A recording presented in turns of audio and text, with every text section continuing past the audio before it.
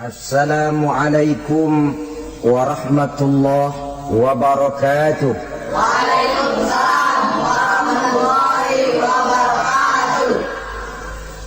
Alhamdulillah wassalatu wassalamu ala sayyidina Rasulillah sayyidina wa maulana Muhammad ibn Abdullah wa ala alihi wa sahbihi wa mawala. La haula wa la quwwata illa billah, amma ba'du.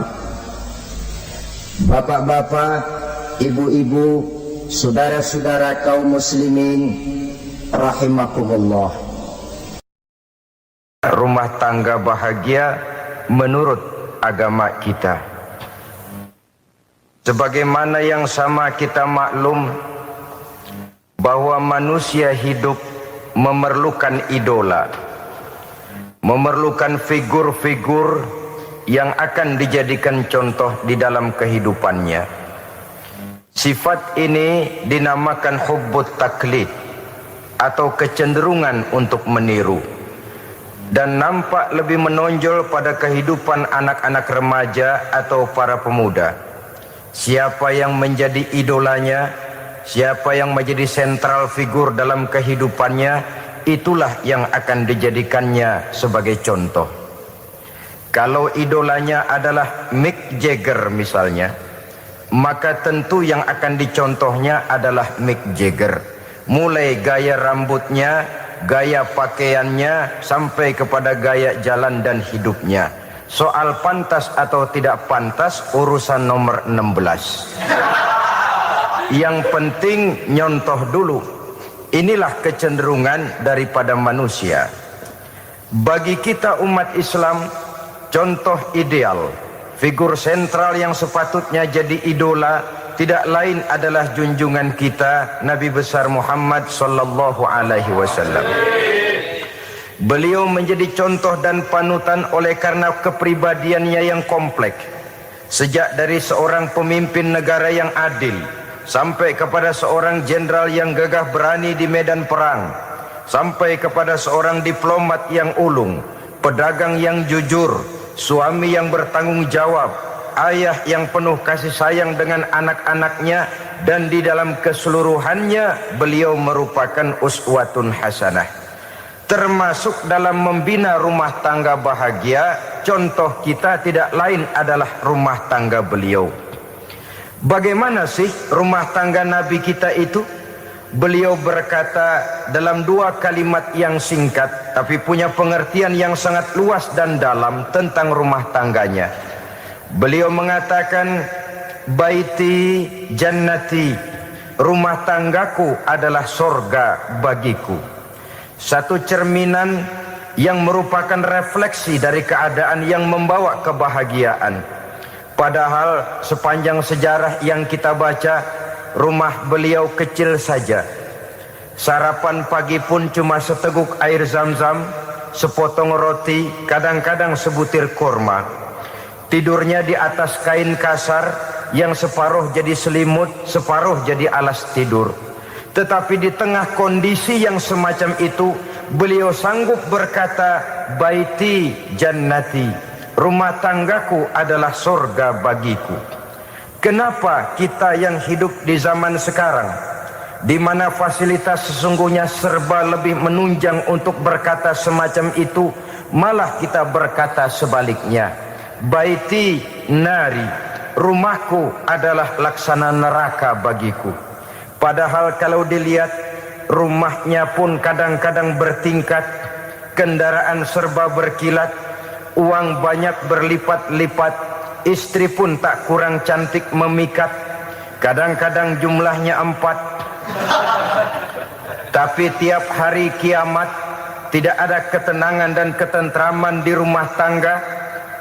Saudara hadirin kaum muslimin rahimakumullah, mengapa Rasul sampai mengatakan baiti jannati, rumahku adalah laksana surga bagiku?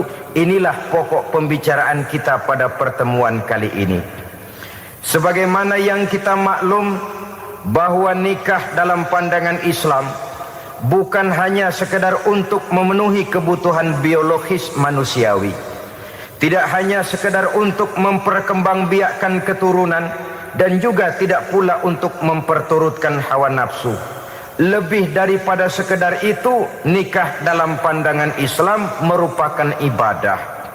Oleh karena ibadah, maka seluruh tujuan ibadah, apakah dia bernama solat, apakah dia bernama puasa, zakat, sodako, haji dan lain sebagainya, seluruh daripada tujuan ibadah, target utamanya adalah mardhatillah atau keridhaan daripada Allah Subhanahu wa taala. Kalau nikah itu ibadah, maka sesungguhnya tujuan utama dari pelaksanaan suatu pernikahan tidak lain hanya untuk mencari keridhaan dari Allah Subhanahu wa taala. Bukankah kalau kita tanya tiap orang yang melakukan nikah, kenapa sih kamu nikah dengan dia? Jawabannya bisa macam-macam. Yang umum, karena saya cinta dia. Ada yang berkata, karena saya ingin mendapat ketenangan hidup. Ada yang bilang, karena saya ingin hidup teratur. Ada yang mengakui, karena saya ingin dapat keturunan dan lain sebagainya. Tetapi sesungguhnya menurut ajaran agama, kalau nikah merupakan ibadah, jawaban intinya ialah saya melakukan nikah untuk mencari keridhaan dari Allah Subhanahu wa taala. Ini konsekuensinya kalau nikah merupakan bagian daripada ibadah. Rumah tangga yang didirikan atas dasar mencari keridhaan Allah, maka akan diwarnai oleh nilai-nilai luhur daripada ajaran agama. Tanpa harta orang memang sulit untuk bahagia, tapi harta bukan jaminan orang lalu akan bahagia. Harta pada suatu saat akan berakhir, kecantikan akan berkurang, pangkat dan jabatan akan sampai kepada batasnya. Tetapi agama, keyakinan, nilai-nilai iman, itulah pegangan kita yang kekal dan abadi. Sebab itu dalam surah Ar-Rum ayat ke-21 Allah Subhanahu wa taala menjelaskan, "Wa min ayatihi an khalaqalakum min anfusikum azwajan litaskunu ilaiha wa ja'ala bainakum mawaddatan wa rahmah." Dan di antara tanda-tanda kebesaran Allah, dijadikannya bagimu istri-istrimu dari diri kamu sendiri, litaskunu ilaiha, agar kamu bisa hidup tenang bersamanya, wa ja'ala bainakum mawaddatan wa rahmah, dan dijadikannya di antara kamu rasa cinta dan kasih sayang. Umumnya pernikahan terjadi karena mawaddatan warahmah ini, cinta dan kasih sayang. Atas dua dasar itulah rumah tangga didirikan orang. Atas dasar itulah seorang laki-laki dan seorang perempuan memadu janji untuk membagi suka dan duka dalam hidup ini secara bersama-sama. Namun kalau kita renungi ayat ini, Allah tidak hanya menjadikan cinta, tapi Allah juga menjadikan kasih sayang. Apa bedanya cinta dan kasih sayang? Apa bedanya mawaddatan warahmah ini? Saudara, mawaddah yang artinya cinta, itu sasarannya biasanya adalah jasmani, kecenderungan biologis. Itu akan berakhir.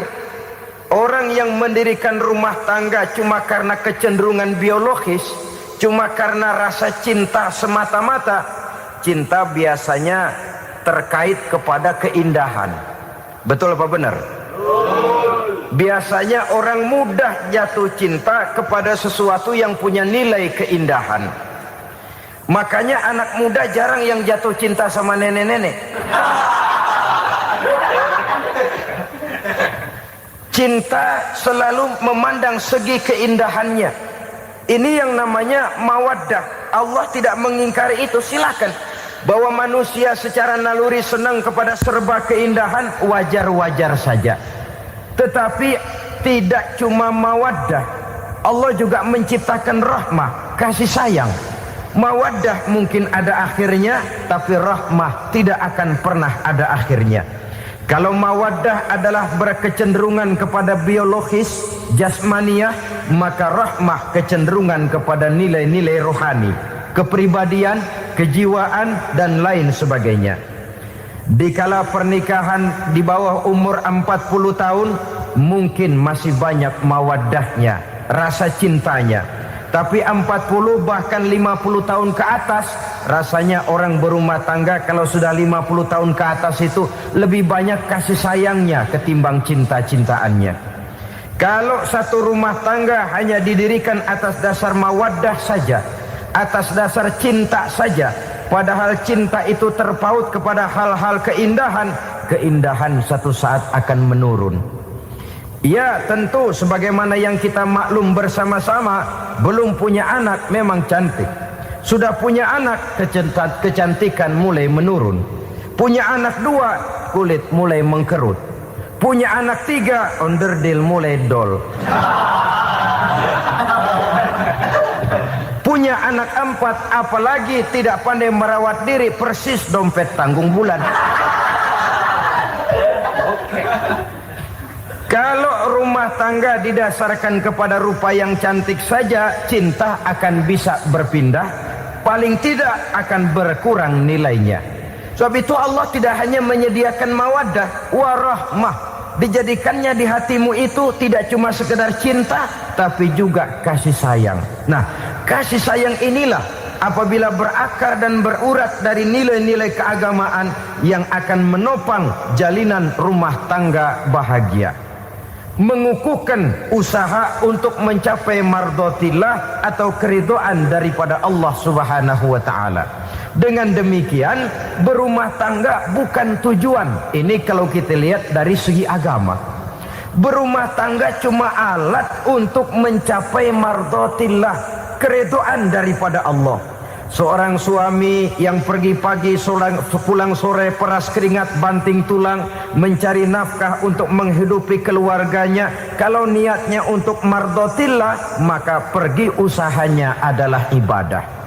Sementara si suami pergi berusaha, istri di rumah mendoakan suaminya, itu juga merupakan bagian daripada ibadah. Marilah kita biasakan membina satu rumah tangga untuk mencapai keridhaan daripada Allah Subhanahu wa ta'ala. Ini motif dasarnya. Karena itu Rasul Anas bin Malik pernah bercerita, bertahun-tahun saya membantu di rumah tangga Rasul. Selama tahun-tahun yang panjang saya membantu di rumah tangga beliau itu, kata Anas bin Malik, belum pernah kok saya mendengar kata-kata kasar, keras, membentak-bentak. Belum pernah saya melihat ada piring terbang, sandal melayang, ada penggorengan nitir di atas. Belum pernah, padahal tahun-tahun yang panjang sudah saya lalui. Itu rumah tangga Rasul. Istrinya lebih dari 1, tapi tenang, ayem, adem. Walaupun gosip selalu ada. Ini loh ya, namanya hidup berumah tangga. Jangankan rumah tangga kita manusia biasa, rumah tangga Rasul pun tidak luput dari gosip yang kita kenal dengan hadisul ifki itu. Itu sampai tercatat dalam sejarah. Tetapi yang jelas dengan istri yang lebih dari 1, rumah tangganya tenang, tentram, adem. Kita di rumah tangga istri 1, seminggu 7 hari, berantemnya 6 hari. Cuma 1 hari gencatan senjata. Saudara hadirin yang saya muliakan, kalau tujuan rumah tangga adalah mardotillah, apa ciri dari suami istri yang menegakkan rumah tangga untuk mencapai ridho Allah itu? Pertama, sepasang suami istri yang membina rumah tangga semata-mata untuk mencapai keridhaan Allah, cirinya yang pertama, bersyukur apabila beroleh nikmat. Ini ciri yang pertama. Bersyukur kepada Allah, kepada sesama berterima kasih. Suami berterima kasih kepada istri, bertahun-tahun didampingi hidupnya, dicucinya pakaiannya, dimasaknya makanannya. Tidak istri mengeluh walau hidup lebih banyak kurangnya daripada cukupnya. Suami pandai berterima kasih kepada istrinya. Sementara istri pun bisa berterima kasih kepada suaminya. Bertahun-tahun suami peras keringat banting tulang mencari nafkah. menjadi palang dada terdepan apabila ada masalah-masalah yang besar. Kedua-duanya lalu punya timbangan. Nah inilah ya, saya pesan kepada suami, kepada para suami, kepada para istri, supaya di rumah ada timbangan. Perlunya apa? Kalau pada satu saat istri kita salah, suami cepat-cepat ambil timbangan, lalu ditimbang mana yang lebih berat, salahnya atau dosanya, benarnya atau kesalahannya. Ini istri saya jasanya begini, lalu jasanya begini, salahnya ini, mana yang lebih besar, jasanya atau salahnya? Dengan adanya timbangan, maka keputusan akan objektif. Tapi kalau timbangannya emosi, salah sedikit saja sudah main bentak, main usir, akhirnya keputusan akan mendatangkan kerugian. Sebaliknya, kalau suami yang salah, istri ambil timbangan, ditimbang mana lebih besar, jasanya atau salahnya. Jangan sampai nanti terjadi pepatah, panas setahun habis dihapus oleh hujan satu hari. Jasa istri yang puluhan tahun hapus oleh kesalahannya yang sedikit, atau jasa suami yang bertahun-tahun hapus oleh kesalahannya yang sebenarnya tidak seberapa. Akibat apa itu terjadi? Karena tidak adanya timbangan. Dari rasa bersyukur dan dari rasa berterima kasih ini, saudara-saudara, akan timbullah sifat saling menghargai. Suami menghargai istri, istri pun menghargai suami. Istiqomah, dikasih uang 5.000 senyum, dikasih uang 500 senyum. Itu namanya istri yang pandai bersyukur. Kalau tidak, 5.000 nyengir, 500 manyun. Tahu manyun? Kayak bemok nyari setoran, monyong saja. Ada sikap istiqomah di dalam membina kehidupan berumah tangga ini. Lalu mengerti posisi suami, ini termasuk tanda berterima kasih. Suami saya itu kerjanya apa, golongannya apa, gajinya sebulan berapa. Atas dasar itu, lalu istri menjadi istri yang tahu diri. Walaupun suami harus menyenangkan istri, istri pun hendaknya nimbang, tahu batas kemampuan suami. Kemauan mungkin tidak terbatas, tapi kemampuan sangat terbatas. Kalau suami pegawai kecil, ya mintalah yang kecil-kecil. Kalau suami pegawai rendah, mintalah yang sesuai dengan kemampuannya. Jangan suami gajinya cuma 50.000 sebulan, istri menuntut minta dibeliin gelang yang kayak pelek beca. Tentu sudah overacting namanya. Saudara hadirin yang saya muliakan, kunci awalnya bersyukur kepada Allah. Kalau sudah bisa berterima kasih kepada manusia, hati ini akan mudah bersyukur kepada Allah. Rumah tangga yang pandai bersyukur, berapapun kecilnya nikmat, bukan kecilnya yang dia lihat, tapi karunia Allah yang dinilai. Sehingga dari rasa berterima kasih kepada manusia akan timbullah rasa syukur kehadirat Allah Subhanahu wa ta'ala. Itu yang sering diistilahkan orang, kalau dia punya mobil, dia berkata alhamdulillah kita punya mobil, tetangga kita cuman punya motor. Kalau dia punya motor, syukur kita punya motor, tetangga kita cuman punya sepeda, kemana-mana kekejek melulu. Kalau dia punya sepeda, alhamdulillah punya sepeda, tetangga kita sebelah nggak punya apa-apa, kemana jalan kaki saja. Kalau dia jalan kaki, alhamdulillah kita masih bisa jalan. Tetangga kita sebelah lumpuh bertahun-tahun nggak kemana-mana. Kalau dia lumpuh, alhamdulillah kita masih hidup. Tetangga kita kemarin mati nggak balik lagi.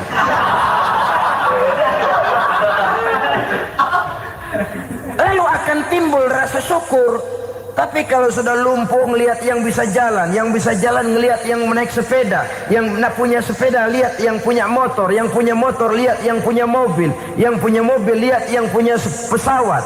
Kapanlah kita ini pandai bersyukur? Sebab kesenangan seperti pelangi, tidak pernah di atas kepala kita, selalu kelihatannya di atas kepala orang lain. Sehingga kalau ngobrol orang sering bilang, lu sih enak lo gue lihat, gue kebelangsak amat nih ya. Setiap orang ngomong kepada kita begitu nadanya. Kita yang dilihat enak, sementara kita melihat orang lain enak. Tukang tahu melihat tukang tempe enak, tukang tempe melihat tukang tuak enak, tukang tuak bilang tukang sirsak enak. Enak itu seperti pelangi. Namun kalau kita mau merenungi, tidak pernah Allah berhenti memberikan nikmat kepada kita. Sejak kita bangun tidur sampai kita tidur kembali, bahkan tidur itu sendiri, seluruhnya tidak pernah putus dari nikmat Allah. Bahagia ada di gubuk reot, bahagia ada di rumah mewah, bahagia ada di hati kopral, bahagia ada di hati jenderal, di gunung dan di kota, di hutan belantara dan di desa, di keheningan malam atau di keramaian siang. Kalau kita mau mencari, bahagia selalu ada. Tapi hati yang tidak pandai bersyukur, bagaimanapun banyak kebahagiaan yang meliputi hidupnya, dia tidak akan pernah pandai mensyukurinya. Maka berterima kasihlah kepada istri, berterima kasihlah kepada suami, bersyukurlah kehadirat Allah Subhanahu wa ta'ala. Saya sering mengatakan, sebaliknya seorang suami bagaimanapun kondisi istrinya, kalau itu memang jodohnya, beranilah berkata, istriku adalah Romeoku, istriku adalah Julietku, atau istriku adalah Sri Kandiku. Biarin pengkor ya pengkor, gak ada urusan. Mensyukuri. Kalau tidak mensyukuri, yang timbul lalu sesalan. Kalau sudah sesalan, mudah umpat mengumpat, caci mencaci dalam rumah tangga, lalu terjadilah kegaduhan. Ketenangan sulit kalau sudah tidak ada unsur saling menghargai itu. Lebih celaka lagi kalau sudah mengarah kepada penyesalan. Kata istrinya, bang gue nyesel kawin sama lu.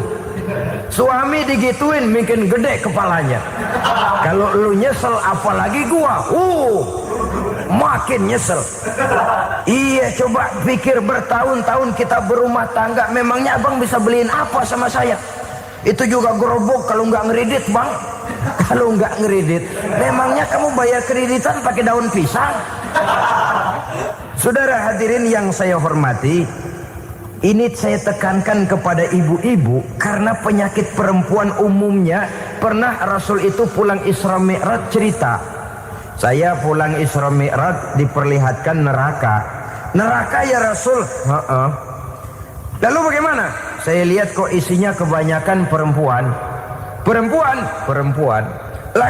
Laki juga tidak sedikit. Cuma kebanyakan kok perempuan. Apa perempuan tidak sholat ya Rasul? Sholat. Tidak puasa? Puasa. Tidak ngaji? Rajinan dia sama suaminya. Tapi kenapa lebih banyak di sana? Rasul berkata, hunna yakfurnal ashir.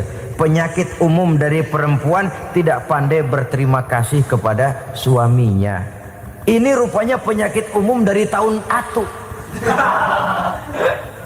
Saudara hadirin yang saya muliakan, jadi rumah tangga yang didirikan atas dasar mencapai ridho Allah, maka kelihatan dari pasangan suami istri menjadi orang yang pandai bersyukur terhadap nikmat. Bukankah dalam surah Ibrahim ayat 7 Allah berjanji, la in syakartum la azidannakum wa la in kafartum inna azabi lasyadid. Kalau kamu pandai bersyukur, aku tambah nikmatku. Kalau kamu ingkar, tidak mau bersyukur, azabku itu hebat dan pedih. Rumah tangga yang suami istrinya tidak bersyukur disiksa oleh perasaannya sendiri. Tetangganya dapat nikmat, dia yang meriang. Tetangganya dapat kesenangan, dia yang sakit hati. Dia tidak melihat nikmat yang diberikan kepadanya, nikmat yang orang lain punya aja yang diincar. Nikmat orang lain aja dihitung-hitung. Tangga kita si Ano baru habis beli yang sebelah belilir habis beli kukusan. Cuma sekedar kukusan saja. Orang lain beli apa-apa jadi bahan diskusi di rumahnya. Orang lain saja yang diusut. Timbul dendam kesumatnya, timbul hasutnya. Dia tidak bersyukur dengan nikmat yang ada dalam rumah tangganya. isi rumah tangga semacam itu disiksa oleh perasaan hasutnya sendiri. Jauh dari kebahagiaan, kering hatinya, miskin jiwanya, merana batinnya. Kalau sudah ke sana, jauhlah rumah tangga dari pantulan sinar kebahagiaan. Saudara-saudara, kita lihat rumah tangga Rasul. Dari rumah yang kecil, dari tempat tidur yang sarapnya kain kasar, separuh jadi selimut lagi, keluar ucapan baiti jannati. Kenapa?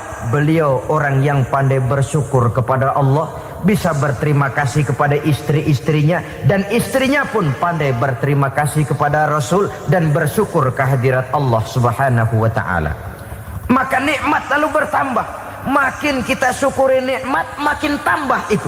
La azidannakum, janji Allah, pasti aku tambah nikmatku kepadamu jikalau kamu pandai mensyukurinya.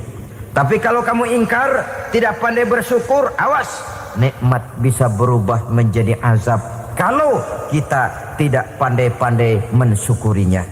Jadi cirinya yang pertama, rumah tangga bahagia itu apabila suami istri pandai bersyukur terhadap nikmat yang diberikan oleh Allah Subhanahu wa taala. Satu.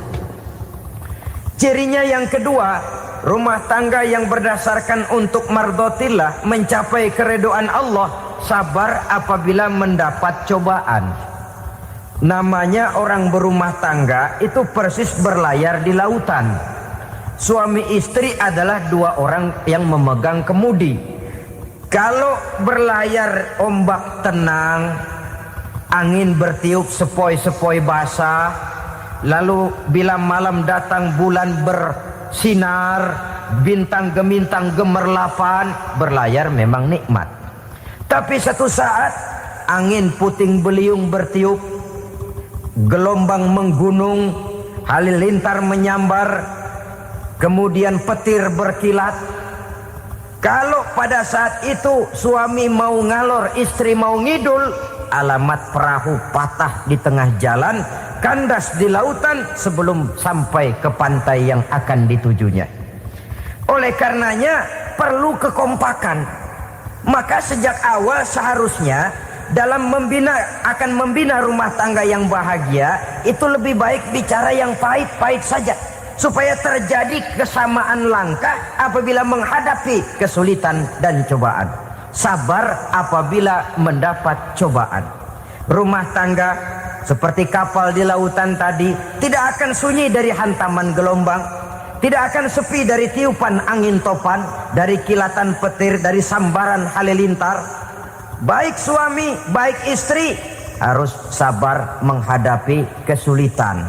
Kadang kesulitan dari segi ekonomi, kadang kesulitan dari segi mengarahkan dan mendidik anak-anak, kadang kesulitan karena banyak orang yang hasut dengan kita, kadang kesulitan berbagai macam lah yang menyebabkan kesulitan. Rumah tangga yang bertujuan mencapai ridho Allah, sabar menghadapi segala macam kesulitan. Saudara-saudara kaum muslimin rahimakumullah, kesulitan adalah bagian daripada perjalanan hidup. Siapa orangnya yang tidak pernah menemukan kesulitan dalam kehidupan? Rasanya hampir tidak ada. Dan memang kesulitan bukan untuk ditakuti. Kesulitan justru untuk diatasi, dicarikan jalan keluarnya. Begitulah suami istri yang bertujuan mencari ridho Allah. Manakala suami berada dalam kesulitan, istri mencarikan jalan keluar atau berusaha memberikan jalan keluar. Sebaliknya, manakala istri dalam kesulitan, suami bisa mencarikan jalan keluarnya. Sabar dalam menghadapi segala macam kesulitan.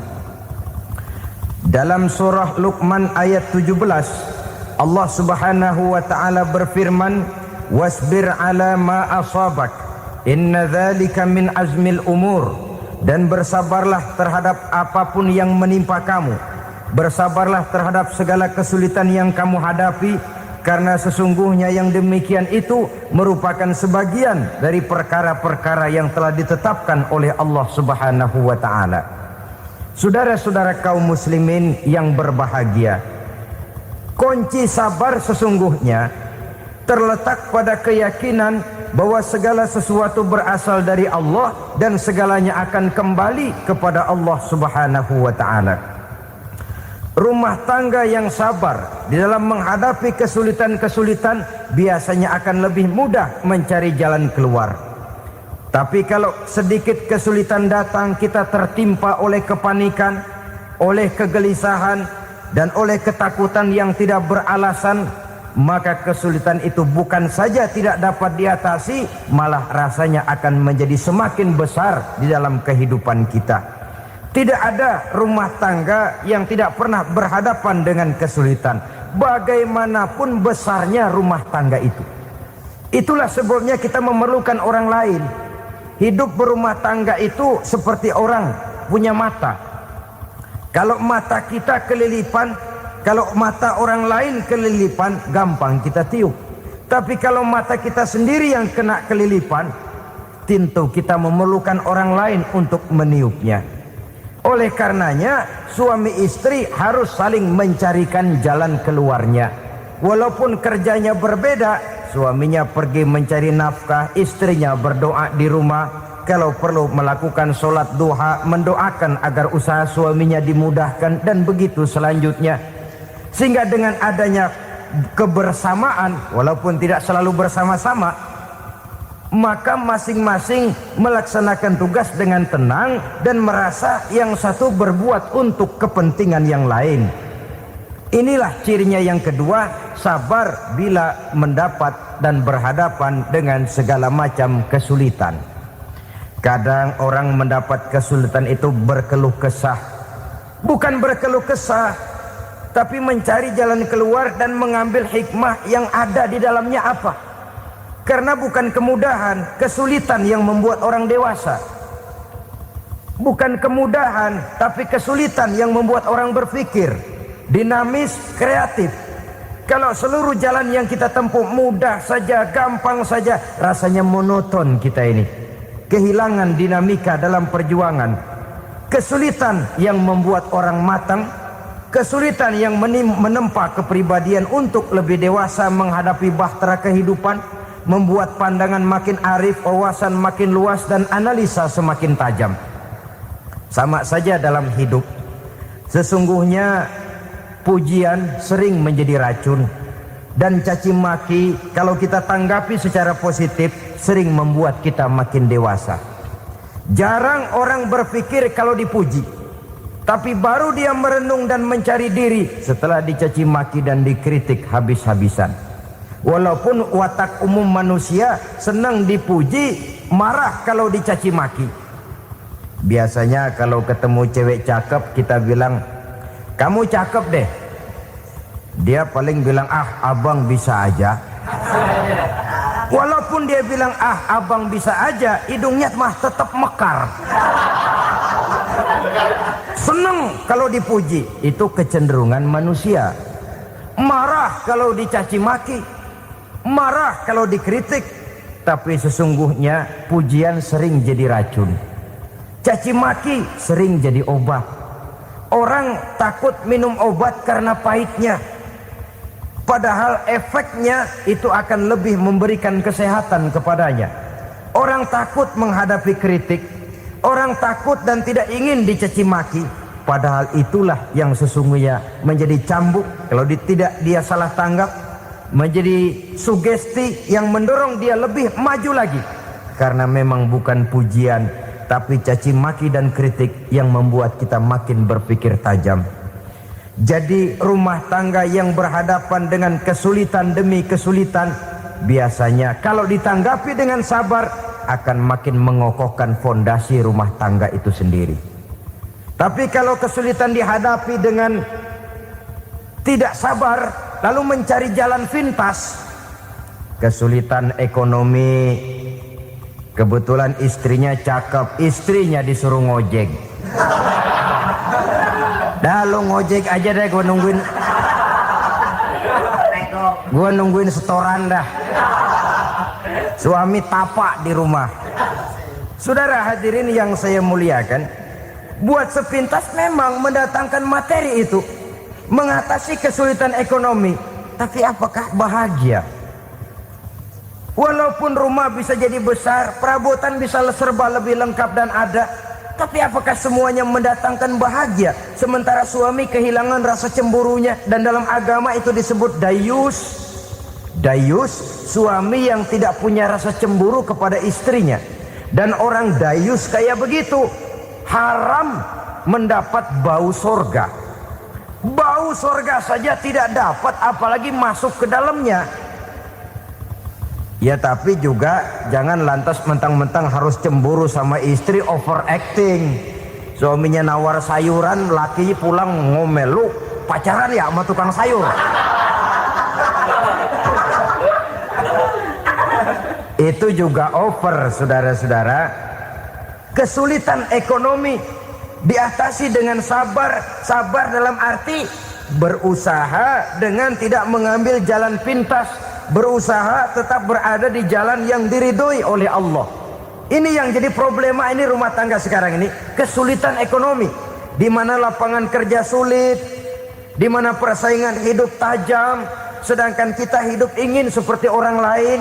Kita mudah gelap mata, mudah picik pandangan, mudah sulit pertimbangan, lalu mengambil jalan pintas. Kadang menjual akidah, menjual keimanan. Kebetulan penderingan kering, ada yang nawarin beras 3 liter sama supermi 2 bungkus. Hari Minggu diajak ke gereja mau.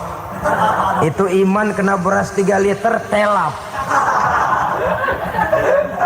Kesulitan ekonomi, saudara-saudara. Sehingga Imam Ali pernah berkata, kadal fakru ayyakuna kufron.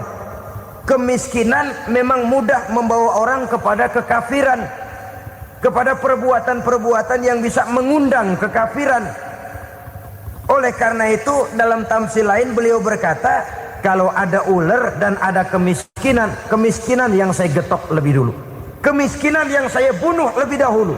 Karena kemiskinan mudah membawa orang kepada kekufuran.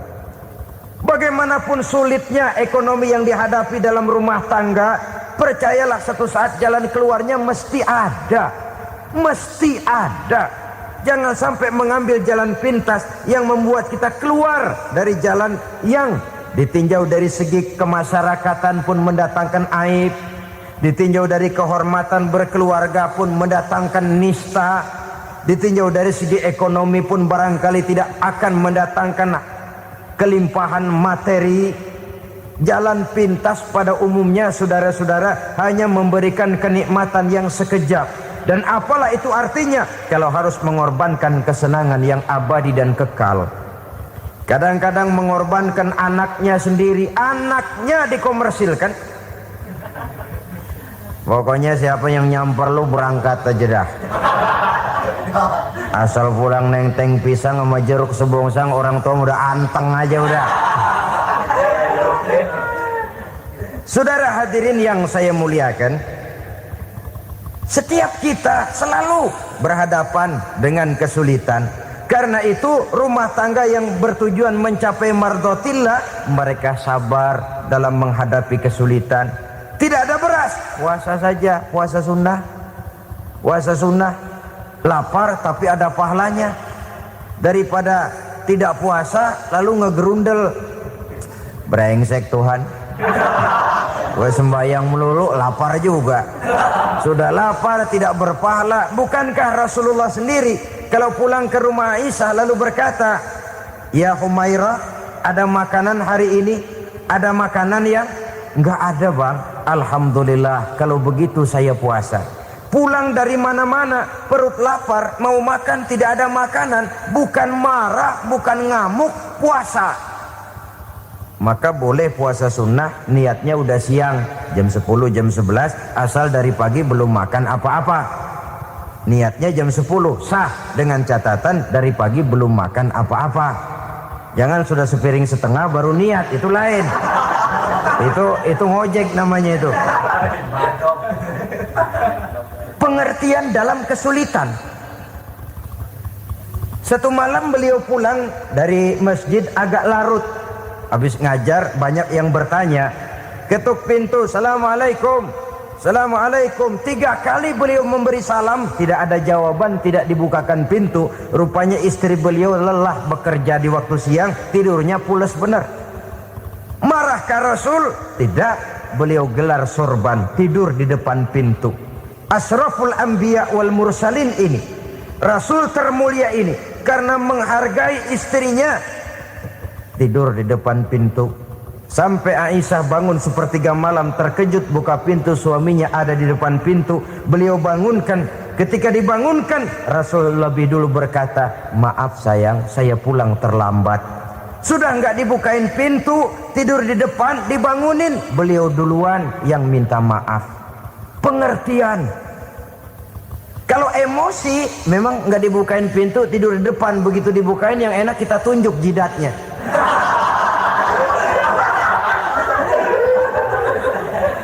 Saudara hadirin yang saya muliakan, kesulitan di dalam kehidupan merupakan bagian daripada kehidupan. Bukan untuk ditakuti, tapi untuk diatasi. Bukan untuk dihindarkan, tapi dicarikan jalan keluarnya. Hadapilah kesulitan dengan baik sangka kepada Allah, dengan lapang dada, dan dengan tetap bersabar menghadapinya. Kenapa? Karena tujuan kita mendirikan rumah tangga, mencapai ridho Allah. Kalau anak kita perjualbelikan, kalau istri kita komersilkan, kalau akidah kita jual untuk mempertahankan rumah tangga, bukankah makin jauh saja rumah tangga itu dari ridho Allah? Ini tujuan utamanya. Yang ketiga, rumah tangga yang bertujuan mardotillah itu, suami istri yang merupakan fondasi di rumah tangga, suami sebagai pemimpin, istri sebagai pembina, selalu musyawarah dalam menyelesaikan persoalan. Walaupun istri ditakdirkan sebagai pemimpin dan suami sebagai pemimpin dan istri yang dipimpin, tapi agama menganjurkan musyawarah. Jangan mentang-mentang istri nyari duit, suami nyari duit, lalu menteleng. Segalanya mau diktator, segalanya mau sendiri. Rumah tangga yang bertujuan mencapai ridho Allah selalu didirikan atas dasar musyawarah. Sehingga apabila sesuatu itu dihasilkan dari suasana musyawarah, tidak akan melahirkan penyesalan di belakang hari. Kalau tidak berjalan menurut seleranya masing-masing, belakangan timbul penyesalan, akhirnya main salah menyalahkan. Kalau sudah saling salah menyalahkan, itu artinya sudah saling mengungkit kekurangan masing-masing. Akibatnya tidak ada lagi saling menghargai. Jadi dengan demikian musyawarah di dalam menyelesaikan persoalan. Menghadapi kesulitan ekonomi, musyawarah. Menghadapi kenakalan anak, musyawarah. Akan membeli ini dan itu, sebaiknya juga musyawarah. Kalau merupakan hasil musyawarah, maka saudara-saudara hasilnya pun akan dihadapi oleh bersama. Enak rasakan bersama, tidak enak rasakan bersama. Kenapa? Tadinya musyawarahnya bersama-sama juga. Lah kalau hasil sendirian, giliran enak mungkin yang satu mau ikut, giliran tidak enak yang satu nuding. Gua kata juga apa? Kan begitu akibatnya kalau tidak berdasarkan musyawarah lebih dahulu. Maka insya Allah hasil musyawarah ini setidaknya tidak akan mendatangkan sesalan di belakang hari nantinya. Saudara-saudara kaum muslimin rahimakumullah, ciri yang keempat, sepasang suami istri yang bertujuan mencapai ridho Allah dalam upaya mencapai rumah tangga bahagia itu tawakal apabila mempunyai rencana. Tawakal berserah diri kepada Allah. Bukan berserah diri dalam artian mutlak yang mengarah kepada fatalism atau predestination. Kita sering mengartikan tawakal secara salah. Belum apa-apa sudah menyerahkan diri kepada Allah. Emang semuanya terjadi menurut maunya Allah dah. Gak usah ngapa-ngapain, bagaimana Tuhan aja dah. Lapar juga nggak usah makan, kalau takdirnya kenyang pan kenyang. Ya udah lapar terus kita. Makan dulu, perkara nanti kenyang apa tidak, itu baru tawakal. Kalau sakit ke dokter, soal sembuh atau tidak, baru tawakal. Artinya usaha itu ada. Setelah suami berusaha, istri berusaha, selebihnya tawakal. Apa perlunya tawakal? Apabila berhasil tidak lupa daratan, apabila berhasil tidak lupa diri, apabila gagal tidak putus asa. Sehingga dengan demikian dari tawakal ini lahirlah pondasi yang kokoh membina rumah tangga yang bahagia dalam upaya mencapai keridhaan daripada Allah Subhanahu wa taala. Apapun yang kita laksanakan di rumah tangga, tujuan intinya tetap untuk mencapai keridhaan Allah. Beli kendaraan untuk mencapai ridho Allah, lalu dipakai ngaji, dipakai ke masjid dan sebagainya. Beli peralatan rumah tangga untuk mencapai ridho Allah. Mendidik anak untuk mencapai ridho Allah. Membantu keluarga untuk mencapai ridho Allah. Dan begitu selanjutnya. Tawakal apabila mempunyai rencana. Kemudian cirinya yang kelima, suami istri yang bertujuan mencapai ridho Allah selalu mempererat silaturahmi. Sebab seperti sudah saya sampaikan pada pertemuan terdahulu, dalam berumah tangga itu ada orang tua, ada mertua. Itu cuma perbedaan istilah, tapi hakikatnya adalah sama. Jangan karena perbedaan istilah lalu menyebabkan kita berbeda sikap. Kalau sudah berbeda sikap, tentu akan melahirkan perasaan yang tidak simpatik. Sebaiknya suami istri kalau sudah berumah tangga, jadikanlah orang tua tempat cerita yang enak saja. Yang tidak enak, telan berdua. Yang pahit, rasakan berdua. Kesusahan dan kesulitan, atasi berdua. Giliran enak, ngomong sama orang tua. Giliran senang, cerita sama mertua. Sekarang kan kita balik. Kalau lagi senang duitnya banyak, anteng di rumah, kalem aja. Tapi lalu waktu susah, waktu susah, cerita kepada orang tuanya, cerita kepada mertuanya. Lalu kapan kita mau menyenangkan orang tua? Sudahlah mereka susah mendidik kita di waktu kecil, membesarkan kita, melakukan segala macam pengorbanan. Demi setelah kita berumah tangga, kesulitan rumah tangga kita tumpahkan juga kepada mereka. Pererat silaturahmi dan usahakan agar seluruh keluarga hanya menjadi tempat kita cerita yang enak-enak saja. Istilah sehari-harinya, kalau di rumah kita makan sama sayur bayam, keluar rumah diem, malah seluitan. Tetangga tanya, lu makan kayaknya enak banget apa sih? Daging ayam.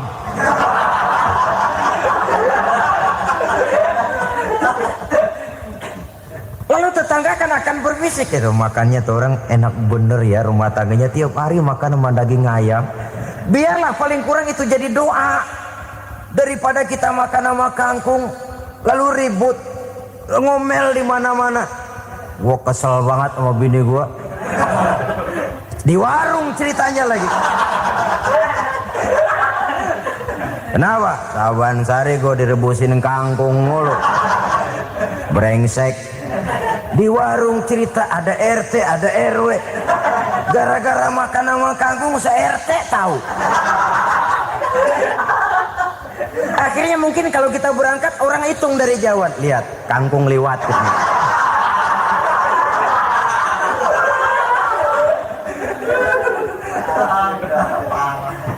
Bisa menjaga yang disebut security informasi, rahasia rumah tangga.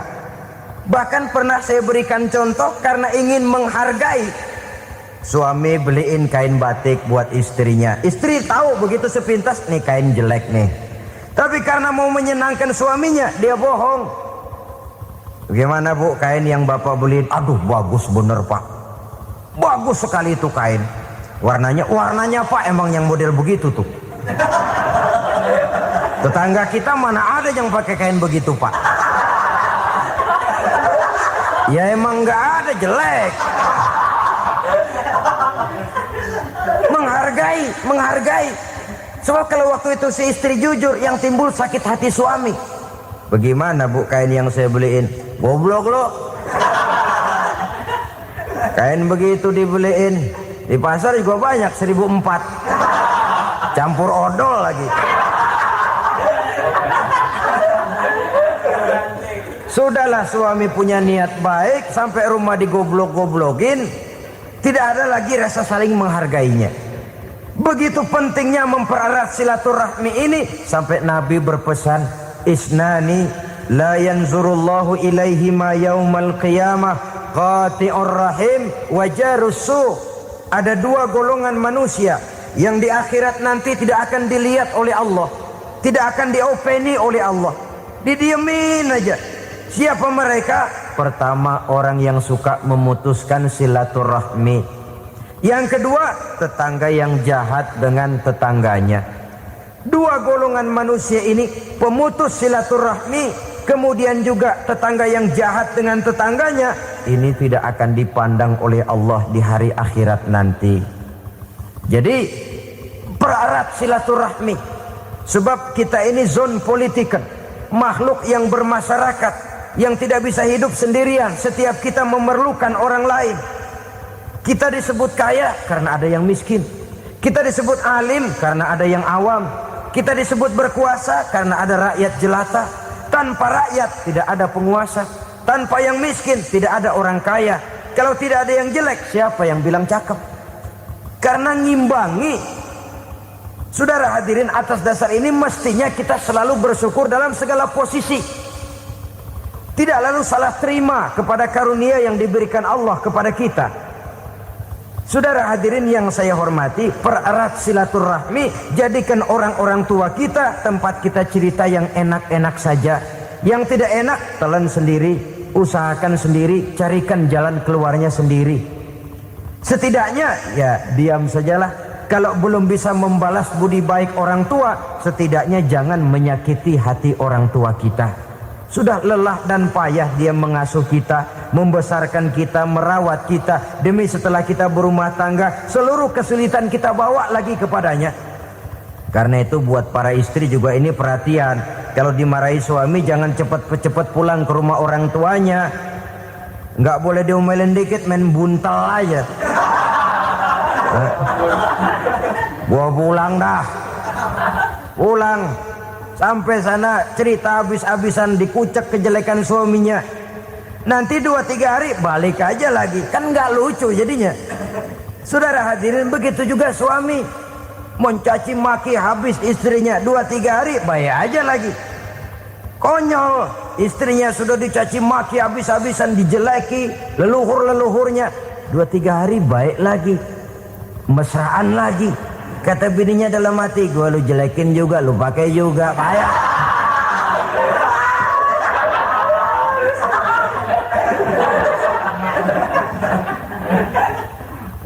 Saudara hadirin yang saya muliakan, itulah sebabnya pada awal tadi saya katakan perlunya kita mempunyai timbangan baik sebagai suami maupun sebagai istri. Nah, dari mempererat silaturahmi ini akan terjalin rasa kekeluargaan. Maka tradisi arisan keluarga itu bagus sesungguhnya untuk mempererat silaturahmi. Cuma celakanya bukan silaturahmi yang jadi tujuan, arisannya itu yang jadi tujuan. Akibatnya apa? Kalau belum narik mah semangat banget datang dah. Begitu udah narik aja udahan. Itu celakanya. Akhirnya silaturahminya jadi nomor 2, arisan semata-mata yang menjadi tujuan. Sesungguhnya itu bagus untuk mempererat silaturahmi. Karena kalau kita dengan kita sesama saudara sudah tidak saling mau mengenal, bagaimana dengan anak-anak kita? Bagaimana dengan cucu-cucu kita? 2-3 generasi yang akan datang tentu akan lebih saling tidak mengenal lagi. Baiklah ya, yang keenam, suami istri yang bertujuan untuk mencapai keridhaan Allah itu selalu berusaha tolong menolong di dalam kebajikan. Sebab Allah pesankan itu di dalam Al-Maidah ayat 6, wa ta'awanu 'alal birri wat taqwa wa la ta'awanu 'alal itsmi wal 'udwan. Bertolong-tolonganlah kamu di dalam kebaikan, di dalam bertakwa kepada Allah. Jangan bertolong-tolongan di dalam maksiat, di dalam dosa, dan di dalam usaha yang menimbulkan permusuhan. Kalau suami marah kepada seseorang, istri jangan ngipasin. Oh bang, yang begitu mah dibayain tuman. Udah habisin aja dah. Anak-anaknya marahin sekalian. ngipasin. Istri kesel sama tetangganya, suami ngipasin. Emang tuh tetangga kita, hahu. Habis orang dikipasin. Ta'awanu 'alal birri wat taqwa, bertolong-tolonganlah di dalam kebaikan. Istri malas ngaji, suami mendorong, memberikan sugesti. Suami malas berusaha, istri memberikan sugesti. Saling tolong menolong di dalam kebaikan dan takwa, dan jangan tolong menolong dalam dosa dan permusuhan. Kata suami, Bu, daripada kita melarat terus hidup, kita piara tuyul yuk. Kata istrinya, nah, ini sudah menyimpang bang.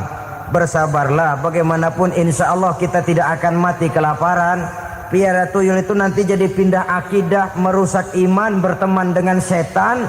Apalah artinya kekayaan dan kesenangan sebentar kalau harus mengorbankan kekayaan dan kesenangan yang abadi. Ini sudah alal ismi wal udwan, sesuatu yang mengandung dosa. Saudara hadirin yang saya hormati, kemudian yang keenam, berbaik sangka. Baik suami maupun istri sama-sama saling berbaik sangka. Suami melepas istri, istri melepas suami dengan hati yang ikhlas. Suami meninggalkan istri di rumah dengan jiwa yang bersih dan rasa yang aman.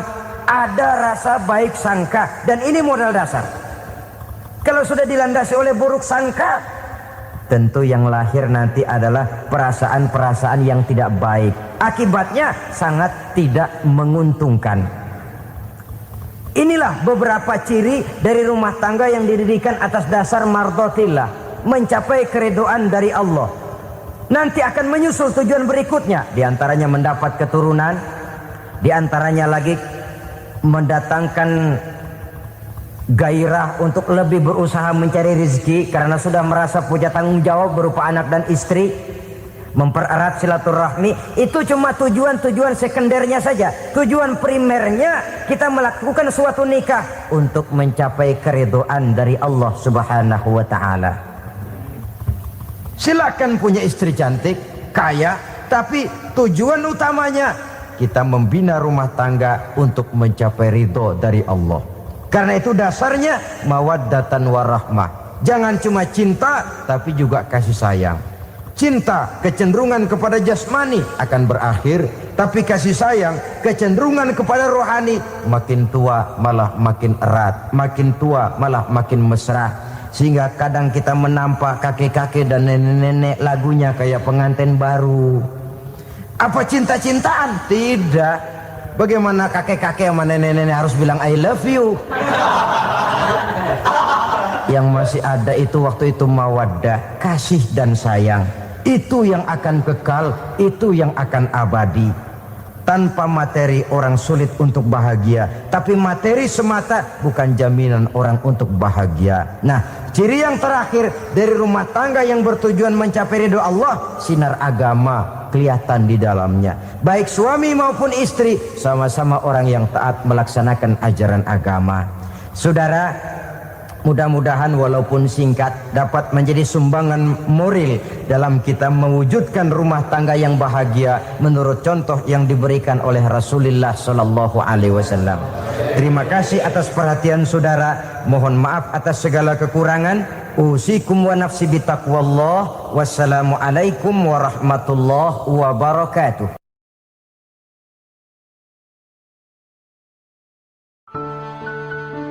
Assalamualaikum warahmatullahi wabarakatuh. Bismillahirrahmanirrahim. Alhamdulillahi rabbil alamin. Wassalatu wassalamu ala ashrafil anbiya'i wal mursalin wa ala alihi wa sahbihi ajma'in, amma ba'du. Saudara-saudara kaum muslimin rahimakumullah, salah satu dari misi Islam ialah mengangkat harkat dan martabat manusia yang sebelumnya dibedakan oleh warna kulit, oleh suku bangsa dan bahasa. Seluruhnya diikat dengan satu akidah, menghilangkan perbedaan akibat warna kulit, suku bangsa dan bahasa. Termasuk dalam upaya itu betapa Islam telah mengangkat harkat dan martabat kaum wanita. Maka pada pertemuan kali ini kita akan membicarakan tentang peranan wanita sepanjang pandangan agama. Sebelum Islam datang, nasib perempuan nyaris hanya berputar di segitiga saja. Dapur, sumur, kasur. Kasur, sumur, dapur. Seolah-olah wanita terpaut dengan 3 itu tadi. Seolah-olah wanita tidak bisa berbuat lebih banyak daripada itu. Bahkan di tengah masyarakat jahiliyah, bayi perempuan mendatangkan aib sehingga mereka lalu dikubur hidup-hidup. Maka datang Islam dengan tegas mencanangkan satu revolusi yang mengangkat harkat dan martabat kaum wanita. Nabi bersabda, "An-nisa'u imadul bilad, iza saluhat saluhal bilad, wa iza fasadat fasadal bilad." Wanita adalah tiang negara. Jikalau baik wanita, baiklah negara. Jikalau rusak wanita, hancurlah negara. Dalam berbagai ayat Al-Quranul Karim menjelaskan tentang wanita dan peranannya. Al-Quran bercerita tentang Siti Hawa. Al-Quran bercerita tentang anak perempuan Nabi Adam, Iklimah dan Labuda yang menyebabkan Habil dan Qabil saling berbunuh-bunuhan. Al-Quran menceritakan bagaimana ibunya Nabi Musa mendapat wahyu untuk menghanyutkan anaknya di hilir sungai Nil. Al-Quran bercerita tentang Siti Maryam, ibu daripada Nabi Isa. Al-Quran bercerita tentang 2 putri Nabi Yusuf yang akhirnya salah satunya menjadi istri daripada Nabi Musa. Pun Al-Quran bercerita tentang Ratu Balqis, seorang wanita yang menjadi penguasa di negeri Sabah, yang demikian besar pengaruhnya dan wawasannya. Dan banyak lagi Al-Quran menceritakan keadaan kaum wanita, sampai-sampai dalam Al-Quran ada satu surah yang dinamakan surah An-Nisa. Ini seluruhnya berarti bahwa Al-Quran telah menempatkan kaum wanita dalam satu posisi yang mulia dan terpuji. Al-Quran memberikan emansipasi, bahwa wanita berhak mengejar kemajuan sebagaimana halnya kaum laki-laki. Tetapi sungguh pun demikian, Al-Quran tetap memberikan batasan-batasan sepanjang emansipasi itu tidak bertentangan dengan kodrat kewanitaan itu sendiri. Kalau persamaan dan kemajuan, kalau emansipasi dan hak asasi sudah tidak sesuai lagi dengan kodrat kewanitaan, pada akhirnya bukan mengangkat harkat dan martabat kaum wanita, justru malah merendahkan derajat dan martabat kaum wanita itu sendiri. Seperti sebagian besar wanita ini, mereka berteriak menuntut tentang persamaan hak, tapi mereka melupa apa batasan daripada persamaan hak itu sendiri.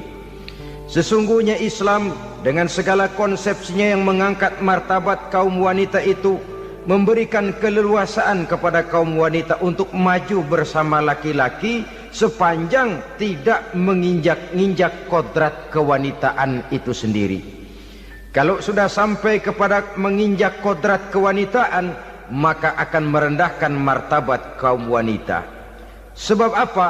Secara fisik dan psikis agaknya memang laki-laki sudah ditakdirkan oleh Allah untuk menjadi pembimbing bagi kaum wanita. Walaupun tidak tertutup kemungkinan wanita tampil sebagai pemimpin, tetapi dari segi fisik biologis misalnya, laki-laki itu diciptakan kekar, kuat untuk memikul dan melaksanakan tugas-tugas yang berat. Sedangkan perempuan pada umumnya adalah lembut, ayu, lemot, denok, geboy, dan lain sebagainya. Maka kalau kita baca sejarah, Allah itu belum pernah mengutus rasul perempuan. Semua rasul laki-laki.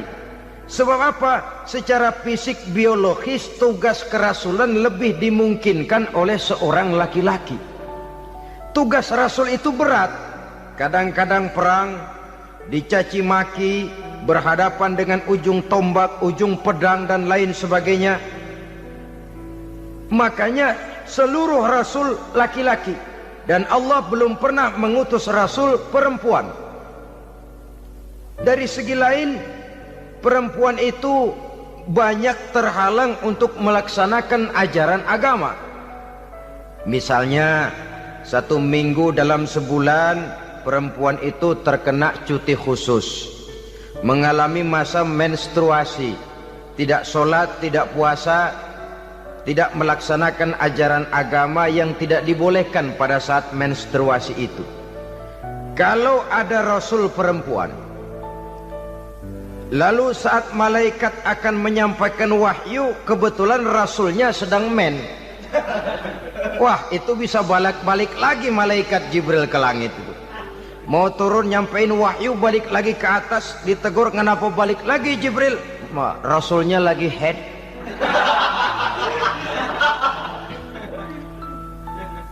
Atau pada saat agama dalam bahaya, agama dalam hinaan, agama dalam ancaman, rasulnya perempuan kebetulan sedang hamil besar. Apa lalu perang ditunda? Pengumuman perang ditunda saja sampai rasul melahirkan. Tentu lebih tidak mungkin lagi. Secara fisik biologis laki-laki lebih memungkinkan untuk melaksanakan tugas kerasulan ini. Maka seluruh rasul yang diutus Allah adalah laki-laki.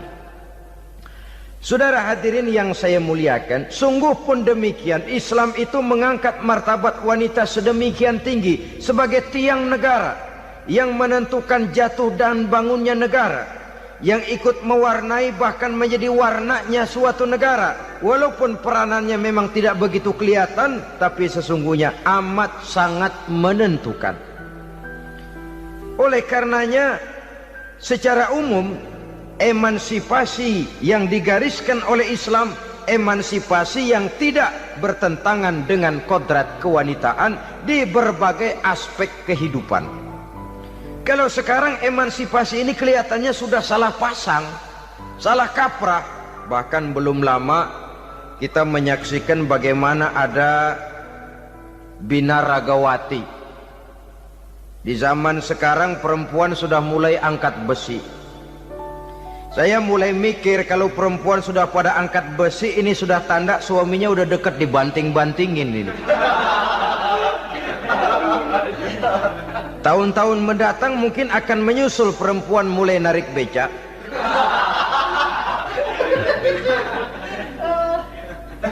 Nampaknya kan sudah tidak lagi mengindahkan kodratnya sebagai wanita. Ada olahraga yang hanya pantas dikerjakan oleh laki-laki. Oleh karena itu pada kesempatan ini kita akan mencoba melihat peranan wanita dari berbagai dimensinya. Yang pertama, peranan wanita sebagai istri. Adalah Rasul memilih istri pertamanya Sayyidatuna Khadijah radhiyallahu anha. Kalau pilihan utama beliau pertama kali nikah dengan Siti Khadijah, jelas itu pilihannya bukan karena kecantikan. Kenapa? Beliau nikahi Siti Khadijah dalam usia 40 tahun Khadijah dan 25 tahun Rasul. Statusnya janda pula. Kalau beliau seorang pemburu kembang, pemburu bunga, kenapa mesti nikah dengan janda berumur 40 tahun? Sedangkan beliau waktu itu masih berumur 25 tahun. Apa sasaran utamanya? Bisa kita lihat nanti. Setelah beliau diangkat menjadi Rasul, ternyata Khadijah lebih daripada seorang istri, beliau masuk ke dalam staf Nabi. Orang lain beliau belum beriman, beliau malah beriman lebih dahulu sebagai perempuan pertama yang masuk Islam. Orang lain memusuhi Nabi, beliau malah mengorbankan hartanya untuk membantu perjuangan Nabi. istri setia semacam ini dengan peranannya sebagai istri yang sedemikian rupa memberikan andil yang sangat besar bagi kesuksesan dan keberhasilan seorang suami. Sebaliknya, seorang istri bisa mempengaruhi suaminya. Seorang suami yang jujur, polos, lugu, sederhana bisa jadi koruptor ulung kalau didorong-dorong oleh istrinya. Seorang istri Pak Lurah memang tidak ikut mengatur kelurahan, tapi dia bisa mewarnai suaminya. Seorang istri gubernur memang tidak ikut mengatur provinsi, tapi dia bisa mewarnai suaminya. Sepanjang warnanya positif, tentu sangat baik dan sangat diharapkan. Tetapi kalau warnanya negatif, kiamatlah akibatnya umat ini.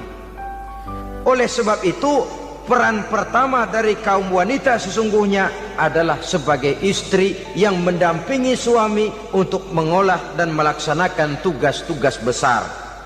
Dari seorang yang paling kecil sampai kepada seorang yang punya jabatan paling tinggi sekalipun, pengaruh dan peranan istri memang sangat menentukan. Saudara hadirin kaum muslimin rahimakumullah, itulah sebabnya Nabi menikah dengan Siti Khadijah. Dan lebih dari itu, sebelum menikah dengan Nabi, Siti Khadijah itu sudah terkenal sebagai pengusaha wanita, business girl kalau bahasa sekarang ini. Bahkan jaringan-jaringan bisnisnya tidak hanya Mekah saja, tidak hanya antar kota, bahkan sudah antar negara. Dari Mekah ke Syam, dari Mekah ke Madinah dan lain sebagainya, yang bahkan kita tahu Rasul pada mulanya pun ikut membantu perdagangannya Siti Khadijah radhiyallahu anha ini. Jadi kalau bercermin dari karier Siti Khadijah, boleh saja wanita bergerak di bidang bisnis, asal memang profesi, bukan karena dengan senjata dan modal kecantikan lalu membujuk dan merayu orang sampai telak sehingga bisnisnya berjalan lancar dengan jalan menjual kecantikannya. Tidak, bergerak di bidang bisnis yang memang profesinya di situ. Tidak ada salahnya. Bisa saja perempuan menjadi business girl seperti yang dicontohkan oleh Siti Khadijah radhiyallahu anha ini. Sebab itu, kontes-kontesan yang hanya bertitik kepada rupa yang ayu saja, rupa yang cantik saja, sesungguhnya bukan hanya tidak bermanfaat, tapi saya pikir juga sangat tidak mendidik. Yang mengajar anak-anak remaja putri kita untuk berlomba-lomba hidup dalam kepalsuan. Alis mata palsu, hidung pesek dimancungin palsu, operasi plastik. Alis matanya dikerik, bikin yang palsu. Tai lalat lagi bikin yang palsu. Gincu bibir dimerahin, palsu. Seluruhnya hidup dalam kepalsuan. Akan lebih baik kalau kita ini misalnya mengadakan kontes yang menitik beratkan kepada ketinggian IQ, kecerdasan, kemampuan, skill, keahlian dan kemampuan. Tidak hanya dititik beratkan kepada rupa yang ayu dan cantik semata-mata. Sebab di samping manfaatnya diragukan, juga sangat tidak mendidik buat generasi yang akan datang. Terutama ibu-ibu, peran utama wanita sesungguhnya adalah sebagai istri mendampingi suami dalam melaksanakan tugas-tugas besar. Satu hari, serombongan ibu-ibu pernah datang menghadap Rasul mengajukan satu resolusi. Protes kalau bahasa kita sekarang. Ya Rasul, ada apa bu? Kalau laki-laki sih enak. Enak bagaimana? Iya, kalau orang laki-laki sholat, perempuan sholat. Laki-laki puasa, perempuan puasa. Laki-laki pergi haji, perempuan pergi haji. Laki-laki menuntut ilmu, perempuan bisa menuntut ilmu. Tapi kalau laki-laki pergi jihad, perang membela agama, kami perempuan tidak bisa ikut jihad perang di medan pertempuran. Padahal pahala jihad sangat besar dan kami ingin mendapat pahala jihad. Tidak adil kalau begini ya Rasul, izinkan kami pergi jihad.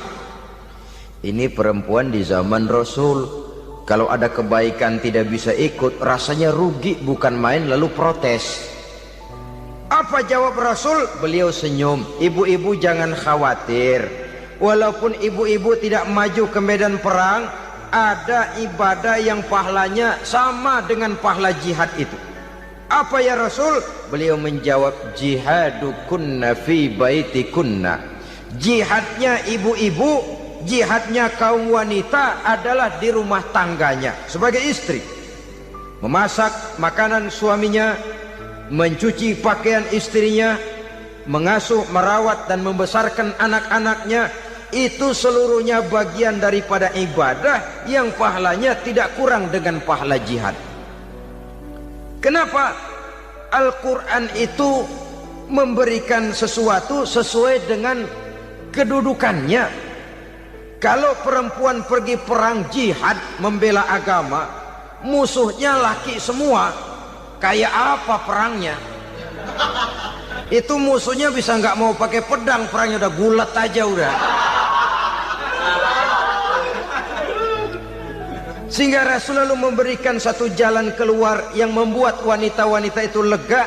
Jihadukunna fi baitikunna. Ibu-ibu sih tidak usah khawatir, jihad ibu adalah di rumah tangga ibu-ibu semua. Sejak bangun tidur sampai tidur kembali, nyaris kaum ibu itu 24 jam pekerjaannya. Sebagai istri, dia melaksanakan jihad di rumah tangganya. Peranan wanita yang pertama adalah sebagai istri, yang walaupun tidak kelihatan dan menonjol seperti halnya laki-laki, tapi sangat mewarnai, bahkan menjadi warna dari tugas apapun yang dihadapi oleh suaminya. Dulu ada seorang orator, kalau pidato hebat bukan main. Kalau dia bernada gembira, semua orang senyum. Kalau dia bercerita tentang sesuatu yang sedih, satu masjid orang nangis. Orang tanya kepadanya, Pak, bisa pidato begitu hebat, siapa yang bikin? Ya saya sendiri. Istrinya dari belakang bilang, tidak, yang bikin pidatonya hebat saya. Kata suaminya, mana bisa, saya, kata istrinya. Kalau saudara tidak percaya, tunggu Jumat depan, dia khutbah Jumat, saya akan bikin khutbahnya tidak hebat, kata istrinya. Sudah hari Rebo, siap-siap mau bikin konsep khutbah, baru mau nulis, datang istrinya, Bang, tolong pegangin anak, saya mau ke warung. Mau bikin konsep lagi, kata istrinya, Bang, tolong ini, tolong itu, tolong ini. Sampai mau berangkat khutbah Jumat, khutbah belum selesai dibikin. Begitu naik mimbar, kehabisan bahan. Sudah 10 menit masih ama ba'du, ama ba'du, ama ba'du. Ini yang dengar heran, ini orang kok bicaranya bisa cuma amat sama badu, amat sama badu saja. Di situ kelihatan saudara-saudara betapa peran serta istri yang walaupun tidak kelihatan oleh pandangan mata yang zahir, tapi teramat sangat menentukan. Sekali lagi, tidak ada seorang suami bisa sukses jadi apapun dia tanpa peran serta istrinya di rumah. Tidak ada kemajuan yang bisa diperoleh kalau tidak karena peran serta istrinya di rumah. Tidak ada kesuksesan yang bisa diraih tanpa keikutsertaan daripada istrinya di rumah. Walaupun suaminya yang dikenal orang, suaminya yang dipuji orang, suaminya yang disanjung orang, bagian besar tetaplah saham dan andil daripada istrinya yang di rumah itu. Ini makna an-nisa imadul bilad. Wanita adalah tiang negara. Jikalau baik wanita, baik negara. Jikalau rusak wanita, hancur negara. Karena wanita, negeri Sabah menjadi terkenal, tentram, aman, wawasan politiknya luas. Seorang semacam Cleopatra bisa menaklukkan Julius Caesar. Dan begitu selanjutnya. Banyak cerita-cerita betapa wanita yang berperan di belakang layar ini bahkan bisa menggoyangkan negara. Bahkan yang paling dekat saja contoh dengan kita, Senator Gary Hart. Saudara masih dengar tentu itu. Betapa harus terpaksa mengundurkan diri dari pencalonan presiden Amerika karena kasusnya dengan Donna Rice itu, dengan hostess itu. Betapa di sini seorang perempuan atau seorang wanita sanggup membongkar seseorang yang punya masa depan ceria untuk menuju kursi kepresidenan dari suatu negara adidaya seperti Amerika, bisa gagal berantakan karena skandalnya itu. Apa penyebabnya? Wanita. Tapi wanita juga bisa menyebabkan menjadi cambuk majunya laki-laki. Wanita juga bisa menghancurkan dan mengubur laki-laki. Saudara hadirin yang saya muliakan, ia memang kelihatannya makhluk yang lemah, tapi di balik kelemahannya itu sesungguhnya dia bisa menelan laki-laki yang bagaimanapun besarnya. Saudara-saudara kaum muslimin rahimakumullah, terutama ibu-ibu yang saya hormati, jadi peranan yang pertama wanita sebagai seorang istri. Yang kedua, wanita sebagai ibu. Ini juga sangat besar pengaruhnya dalam membentuk generasi masa yang akan datang. Bapak, oleh karena kesibukan tugasnya, tentu lebih banyak di luar rumah. Yang nyaris 24 jam di rumah itu ibu. Bagaimana dia merawat anaknya, bagaimana dia menaruh perhatian terhadap anaknya, bagaimana ia melimpahkan kasih sayang kepada anak-anaknya, akan membentuk kepribadian anak dan artinya membentuk generasi yang akan datang. Kalau seorang ibu sudah cuek-cuek saja kepada anaknya, padahal Quran mengatakan al-jannatu tahta aqdamil ummahat, surga di bawah telapak kaki ibu. Hadis ini bisa kita artikan macam-macam. Pertama, anak tidak akan mendapat kebahagiaan tanpa ridho daripada ibunya. Kedua, ibu adalah wanita agung yang harus ditaati. Ketiga, neraka atau surga anak bergantung kepada ibu, bagaimana dia mewarnai anak. Kalau ibunya cuek-cuek saja sama anaknya, dan sering jadi contoh klasik, kalau anak ayamnya beduk maghrib belum pulang, satu RT dicariin, hansip diundang, kalau perlu dan ramil dilaporin. Tapi kalau anak gadisnya jam 12 tengah malam belum pulang, ibu tenang saja Pak. Tidak tergerak dan tidak tertarik hatinya. Ya tentu tidak semua. Kalau sudah begitu, bukankah hakikatnya ibu sudah menciptakan neraka buat anaknya sendiri? Khalil Gibran dalam satu tamsil yang indah pernah mengatakan, kalau kita diberikan sebutir mutiara, sebutir intan, dan intan itu sebutirnya sebesar telur ayam, benda yang sangat langka dan berharga, tentu kita sayang intan atau mutiara itu. Kita jaga baik-baik, kita simpan dalam kotak, kotaknya kita kunci, kotak itu kita simpan di dalam lemari, lemarinya kita kunci lagi, lemarinya ada di dalam kamar, kamarnya pakai pintu, pintunya kita kunci lagi, kamar itu ada dalam rumah, rumahnya pakai pintu dikunci lagi, kemudian rumahnya pakai pintu gerbang besar, gerbangnya juga digembok lagi. Untuk menjaga intan itu jangan sampai hilang, begitu usaha kita berlapis-lapis. Dan intan itu sudah diberikan kepada kita, kata Khalil Gibran. Apa dia? Anak-anak yang diamanahkan Allah kepada kita.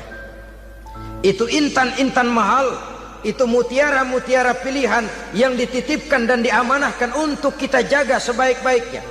Haruskah dia sia-sia di tangan kita? Haruskah dia merana jatuh di tangan ibu yang tidak punya tanggung jawab? Saudara hadirin yang saya muliakan, oleh karenanya peranan sebagai ibu ini sangat menentukan bagi pembentukan generasi yang akan datang. Salah ibu mengarahkan anak, akan lahir generasi mendatang yang tidak kita harapkan. Sehingga Nabi bersabda, kullu mauludin yuladu 'alal fitrah fa abawaihi yuhawwidanihi aw yunassiranihi aw yumajjisanihi. Setiap bayi dilahirkan dalam keadaan suci, setiap bayi dilahirkan dalam keadaan bersih, tidak punya dosa. Islam tidak mengenal dosa warisan. Semua saja bayi lahir dalam keadaan suci dan bersih. Kalau demikian lalu bagaimana? kata Nabi, ibu bapaknya lah yang kelak akan menjadikan anak itu sebagai Yahudi, yang kelak menjadikan itu anak itu sebagai Nasrani, atau menjadikan anak itu sebagai Majusi. Ibu bapaknya yang mewarnai anak. Ibaratnya anak itu kertas putih, mau ditulis tinta hijau warnanya hijau, mau ditulis tinta merah warnanya merah, mau ditulis tinta hitam pun warnanya hitam. Oleh karena itu pembentukan anak yang soleh secara mental sesungguhnya sudah diwarnai oleh kebiasaan ibu bapak dalam pergaulan di rumah tangganya secara mental. Sehingga dengan demikian saudara-saudara, salah kaprah ibu dalam mengarahkan anak-anaknya akan melahirkan generasi penerus yang sungguh-sungguh tidak kita harapkan, dan pada gilirannya akan membahayakan perkembangan bangsa dan negara, membahayakan kita sebagai suatu umat. Apalagi sekarang ini masih banyak orang-orang muslim, orang-orang tua muslim yang kadang-kadang menyekolahkan anaknya di sekolah yang membahayakan akidahnya, mematikan imannya, menghancurkan tauhidnya. Pokoknya asal bonafid keluar sekolah ada jaminan lapangan kerja, perkara anak mau kafir mau murtad bukan urusan. Alangkah ironi dan sangat menyedihkan. Saudara-saudara yang saya hormati, jadi dari segi kaum wanita peranan ibu sangat besar. Dari segi anak, ketaatan kepada ibu, doa restu ibu akan membawa kepada kebahagiaan hidup. Doa ibu mustajabah, kutukan ibu manjur. Beberapa hikayat dan riwayat menjadi contoh dan tamsil buat kita betapa tidak ada satu kebahagiaan di dunia ini yang bisa ditegakkan tanpa doa restu daripada ibu. Pantas kalau dalam Al-Quran ada Ummul Kitab, ibunya atau induknya kitab. Tiap negara punya ibu kota, bapak kota tidak ada. Lalu lagi wawasan Nusantara disebut Ibu Pertiwi, Bapak Pertiwi kemana tahu.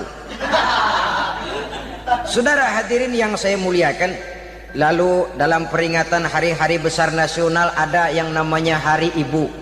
Hari Bapak nggak pernah diperingati.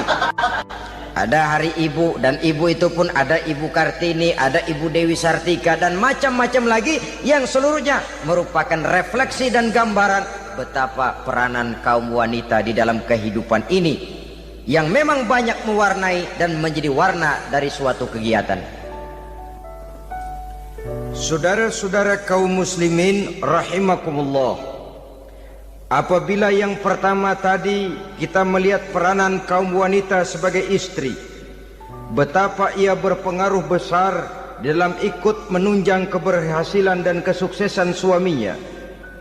Kemudian pada peranannya yang kedua, wanita sebagai ibu di rumah tangga, betapa ia ikut membentuk, mempengaruhi, mewarnai dan membimbing kepribadian anak sebagai generasi penerus. Maka pada peranan yang ketiga ini kita akan melihat wanita sebagai social agent, sebagai penggerak kegiatan sosial di berbagai bidang kehidupan.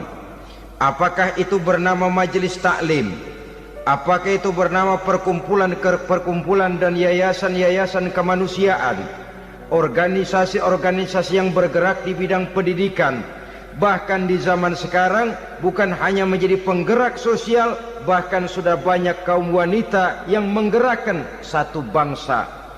Dunia mengenal Margaret Thatcher, dunia mengenal Indira Gandhi, dunia mengenal Bandara Naike, dunia mengenal Corazon Aquino, dunia mengenal Golda Meir dulu itu dari Israel. Dunia mengenal Imelda Marcos yang ambisius, tapi yang kemudian melangkah kepada jalan yang negatif dari tujuan semula. Ini bukan hanya sekedar social agent, tapi bahkan sudah mengarah kepada menggerakkan dan mewarnai suatu bangsa. Islam membuka pintu ke arah itu. Wanita duduk dan berfungsi sebagai social agent, mengurus berbagai macam perkumpulan-perkumpulan yang bertujuan kepada kebajikan, menyantuni yatim piatu, memelihara kesehatan, menyayangi binatang, memelihara kelestarian lingkungan dan lain sebagainya. Islam membukakan pintu sepanjang peranan sebagai istri dan sebagai ibu tidak diabaikan. Ini sebab yang utama. Salah seorang perempuan, kaum wanita, kalau terlalu aktif berorganisasi, terlalu aktif bermasyarakat, terlalu aktif dalam berbagai macam perkumpulan, lalu melupakan tugas utamanya sebagai istri dari suaminya, sebagai ibu dari anak-anaknya. Ibu asik rapat sana rapat sini, anak tidak pernah diajak rapat. Akhirnya si anak bikin perkumpulan sendiri, rapat menurut versi mereka, sehingga akibatnya yang timbul anak merasa kurang diperhatikan oleh ibunya. Ngaji bagus, tapi kalau sepanjang hari ngaji saja, suami pulang mau makan tidak ada makanan, mau berganti pakaian belum lagi diteriskan pakaiannya, tentu ini melupakan fungsi yang utama. Kegiatan sosial, kegiatan di organisasi adalah jadwal kegiatan setelah fungsi sebagai istri dari suami, sebagai ibu dari anak-anak dilaksanakan dengan sebaik-baiknya. Bukan tidak baik ngaji, kalau dari ngaji ke ngaji saja. Bangun tidur ngaji, jam 7 ngaji, berangkat jam 11, sholat zuhur berangkat ngaji lagi, pulang sore, malam ngaji lagi. Suami tidak terurus, anak-anak pun terbengkalai, rusaklah rumah tangga. Dan bukankah satu bangsa terdiri dari satu tatanan masyarakat, dan tatanan masyarakat yang paling kecil bernama keluarga? Keluarga merupakan unit dari masyarakat, unit yang terkecil, dan keluarga terdiri dari pribadi-pribadi yang merupakan bapak, ibu, dan anak-anak. Sehingga masyarakat bangsa yang baik terdiri dari masyarakat yang baik. Masyarakat yang baik tersusun dari keluarga-keluarga yang baik, dan keluarga yang baik akan muncul dari pribadi dan individu yang baik. Pribadi dan individu yang baik yang sadar mana kewajiban yang primer, mana kewajiban yang sekunder. Sebagai social agent, dia lalu mawas diri dengan tetap mempertimbangkan kodrat kewanitaannya itu tadi. Saya ikut prihatin kalau ada perempuan main sepak bola. Dan saya yakin betul kalau perempuan main sepak bola, yang nonton pasti bukan nonton bola.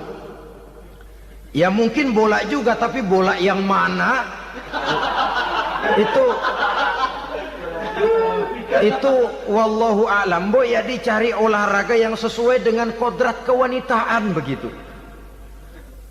Dicarilah olahraga yang sesuai dengan kodrat kewanitaan. Sepak bola sudah maju, ya belakangan saya katakan tadi muncul lagi wanita angkat besi. Belakangan bisa kita bayangkan wanita main tinju. Babak belur sudah kalau sudah begitu. Kemajuan dengan melupakan kodrat kewanitaan akan menyengsarakan kaum wanita itu sendiri. Silahkan maju menjadi social agent, menjadi penggerak di masyarakat. Para istri Rasul bisa kita jadikan satu figur. Siti Khadijah, figur sebagai istri pendamping yang setia. Dikala suaminya bingung, ia tampil memberikan pandangan.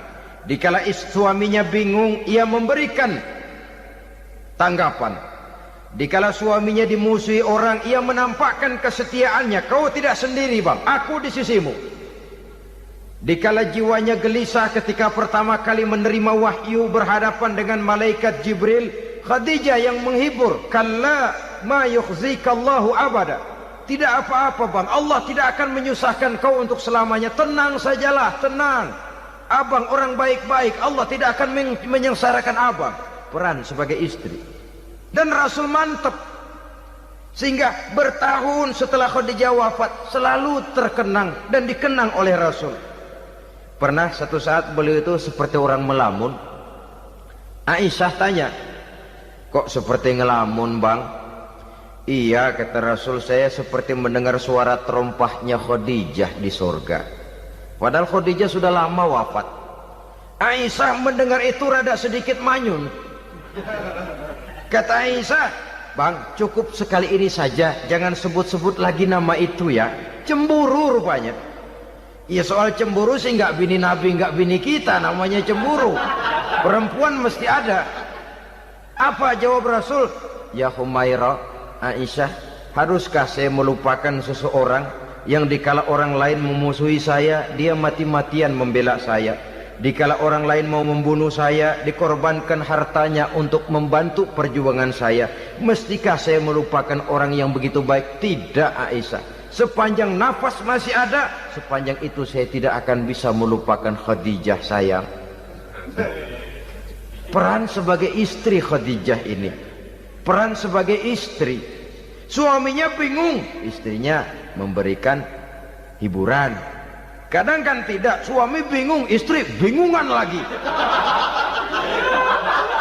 Ya sudah, mari ramai-ramai kita bingung sudah. Bukan mencari jalan keluar, yang sudah bingung malah ditambahin bingung lagi. Saudara hadirin yang saya hormati, lalu figur Siti Aisyah, muda, cantik, kreatif, cerdas. Kalau bahasa sekarang barangkali wanita karier ini. Ini figur-figur loh. Jadi punya keistimewaan masing-masing, sehingga ada pilihan. Ya tentu orang mencari istri itu kan karena ada dasar pilihan. Mungkin rupanya kurang menarik tapi akhlaknya bagus. Mungkin akhlaknya sedang-sedang saja tapi potongannya cakep, masih ada pilihan. Sudah potongan jelek, akhlak bejat. Emangnya lu milih merem tempo hari ya?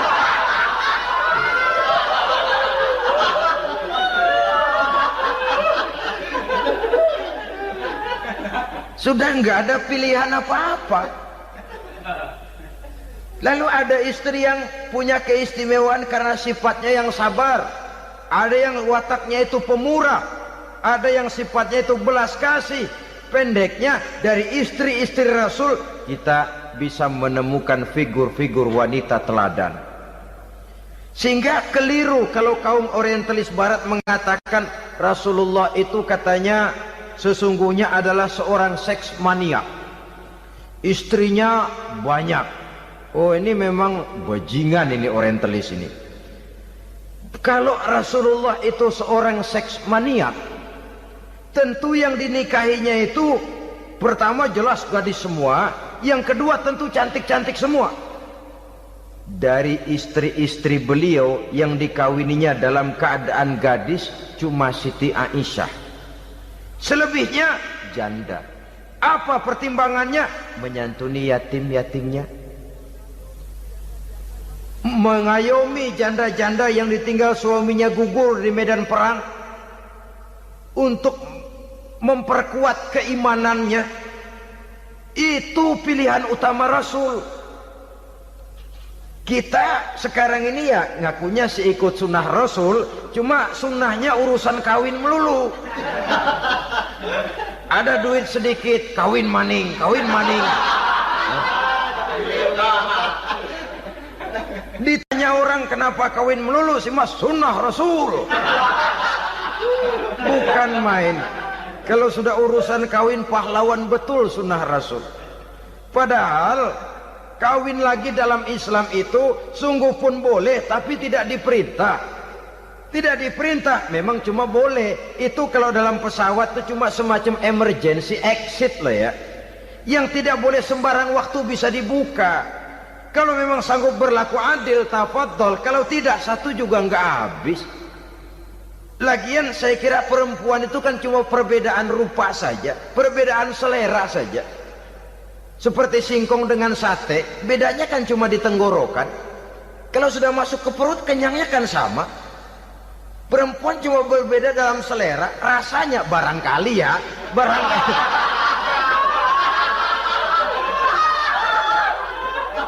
Barangkali tidak jauh beda. Saudara hadirin, lah Islam ini mengatur lewat pintu yang dinamakan nikah itu tadi, sehingga dengan demikian bisa dinikmati secara tenang, tentram. Tidak usah manusia ya, kucing saja, coba lihat kucing.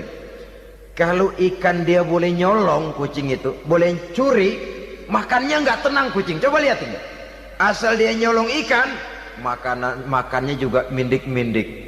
Matanya nengok kiri, nengok kanan. Ada sedikit gerusak, kabur. Secara nalurinya kucing tahu kalau ini ikan curian, makannya nggak tenang dia.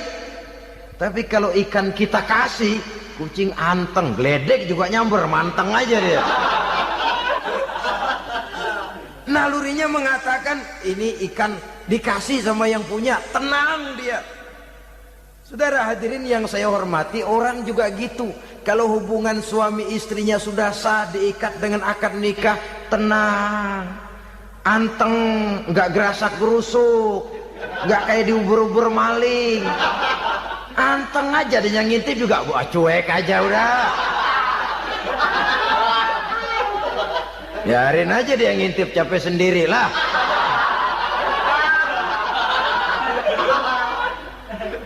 Tapi kalau nyuri-nyuri, coba lihat dah. Mana di kebun banyak nyamuk, Hansip mukul tiang listrik, dia yang bingung. Islam ini sesungguhnya memudahkan jalan, saudara-saudara. Jadi sebagai social agent, wanita bisa berperan untuk itu. Apalagi untuk hal-hal yang menyangkut wawasan kemanusiaan, di mana kaum wanita karena emosinya lebih tinggi daripada kaum laki-laki, dia sangat peka terhadap masalah-masalah yang menyangkut kemanusiaan. Hatinya mudah tergugah, perasaannya cepat terenyuh. Dengan penderitaan dia cepat tergugah. Dia bisa menjadi social agent tanpa harus melupakan fungsi utama sebagai istri dan sebagai ibu dari anak-anaknya, sebagai istri dari suaminya.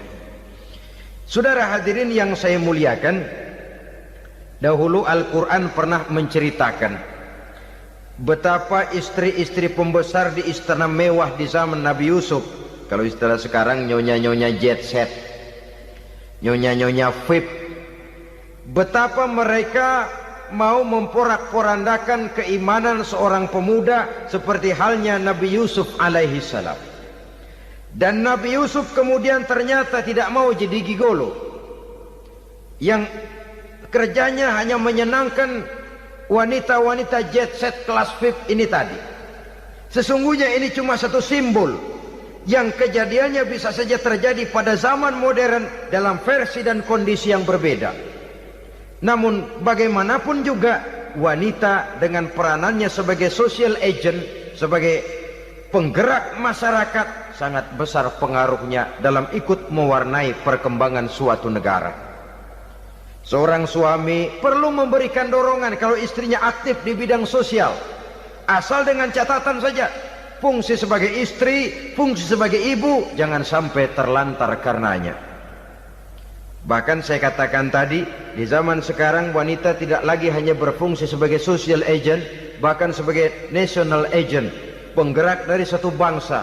Muncul wanita-wanita yang jadi menteri, yang jadi anggota DPR, bahkan yang jadi kepala desa dan lain sebagainya. Secara umum memang ar-rijal qawwamuna 'alan nisa. Laki-laki adalah pembimbing bagi kaum wanita karena kelebihan fisik biologis, kelebihan kemampuan intelektual dan lain sebagainya. Namun wanita pun boleh saja menjadi social agent sepanjang catatan yang saya sampaikan tadi.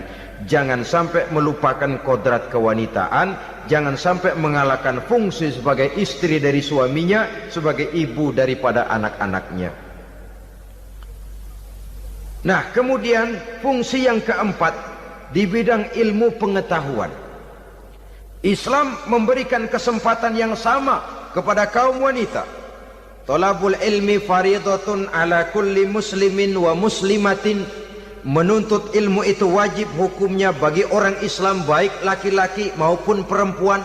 Sampai dibentuk kalimat pengecuali khusus ini, muslimin wa muslimatin, bagi muslim laki-laki, bagi muslim perempuan. Dan alhamdulillah, kalau dulu di zaman Raden Ajeng Kartini, nasib perempuan berada di balik pintu yang digembok rapat-rapat. Siklusnya berputar cuma sumur, dapur, kasur, kasur, sumur, dapur, dapur, sumur, kasur.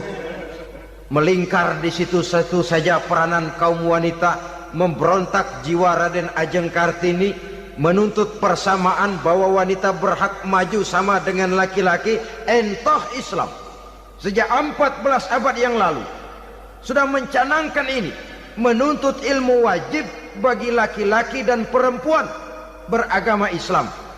Orang Islam baik dia laki-laki, baik dia perempuan, wajib menuntut ilmu.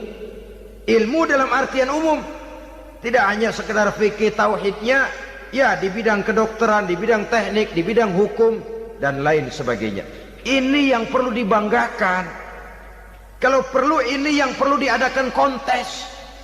Kontes IQ, wanita yang paling berprestasi di bidang ilmiah, wanita yang punya prestasi di bidang menjaga kelestarian lingkungan hidup, wanita yang punya prestasi menggerakkan sosial, menyantuni yatim piatu, memelihara kesehatan. Adakan kontes macam itu untuk mendorong.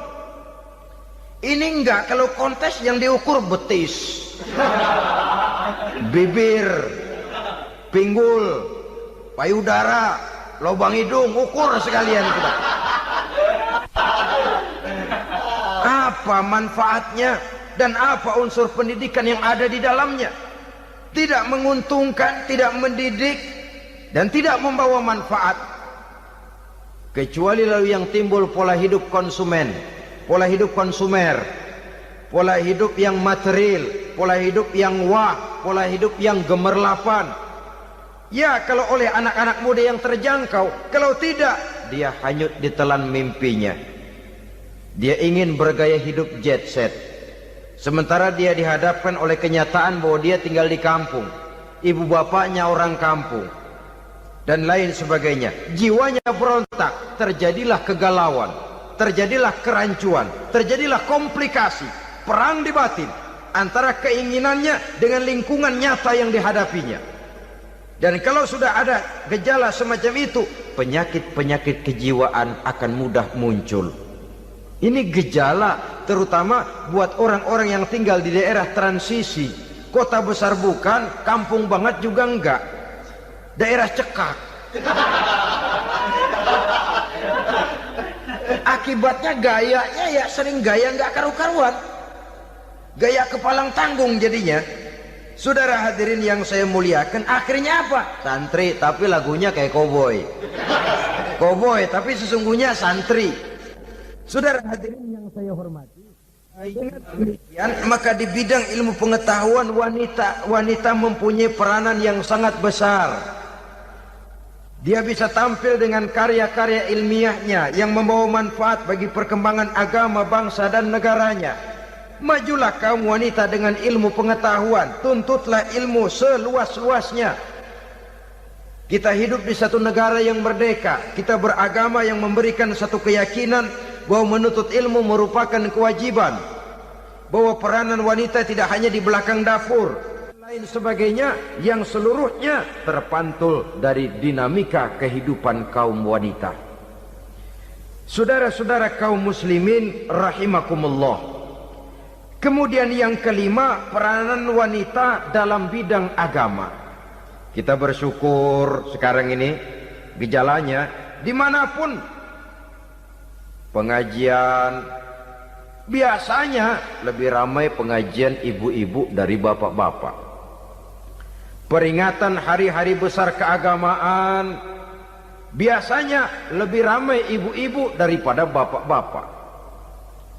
Pengajian ibu lebih ramai. Padahal kalau bicara sibuk, lebih sibuk ibu daripada bapak misalnya. Kalau sudah pengajian bapak-bapak, biasanya pengajiannya ramai cuma 3 giliran itu. Pembukaan, maulid, penutupan. Kalau sudah yang rutin pengajian tiap minggu, 3 pojok yang ngaji. Yang atu nguap, yang atu pules, yang atu ngiler. Saudara hadirin yang saya muliakan, ada badan kontak majelis taklim, yang merupakan wadah daripada kegiatan ibu-ibu. Ada Ittihadul Muballighat, Persatuan Muballighat, ada Persatuan Para Asatizah, dan macam-macam lagi peranan ibu-ibu di dalam kehidupan beragama.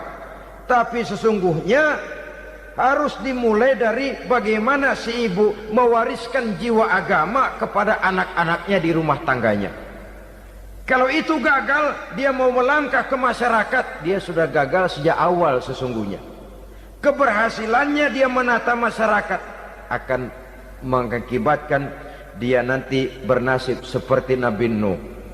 Berhasil mengajak beberapa orang kafir mengikuti ajarannya, tapi gagal mengislamkan putranya sendiri Kan'an. Bukan tidak berusaha, tapi memang Allah sudah menghendakinya sedemikian untuk menjadi contoh buat kita semua. Yang penting orang tua berusaha dan berikhtiar. Kalau sudah berusaha dan berikhtiar, anak ternyata memang sulit diurus, barangkali memang fotokopinya Kan'an tuh anak. Ya orang tua kalau sudah berusaha, ya tawakallah. Jangan belum berusaha lalu berkata, jangan anak kita, anak Nabi aja ada yang bengal. Ngajar tidak mau, mengajar anak tidak mau, mendidik anak tidak mau, lalu mencontoh Nabi, salah kaprah namanya. Kaum wanita bisa berperan di dalam agama. Ketika Rasul hijrah, itu kan beliau tidak langsung ke Madinah. Dari Mekah itu beliau mengambil jalan arah ke kiri menuju Gua Sur.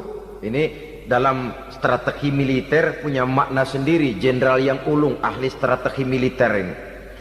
Di Gua Sur sana beliau tinggal 2 hari 3 malam.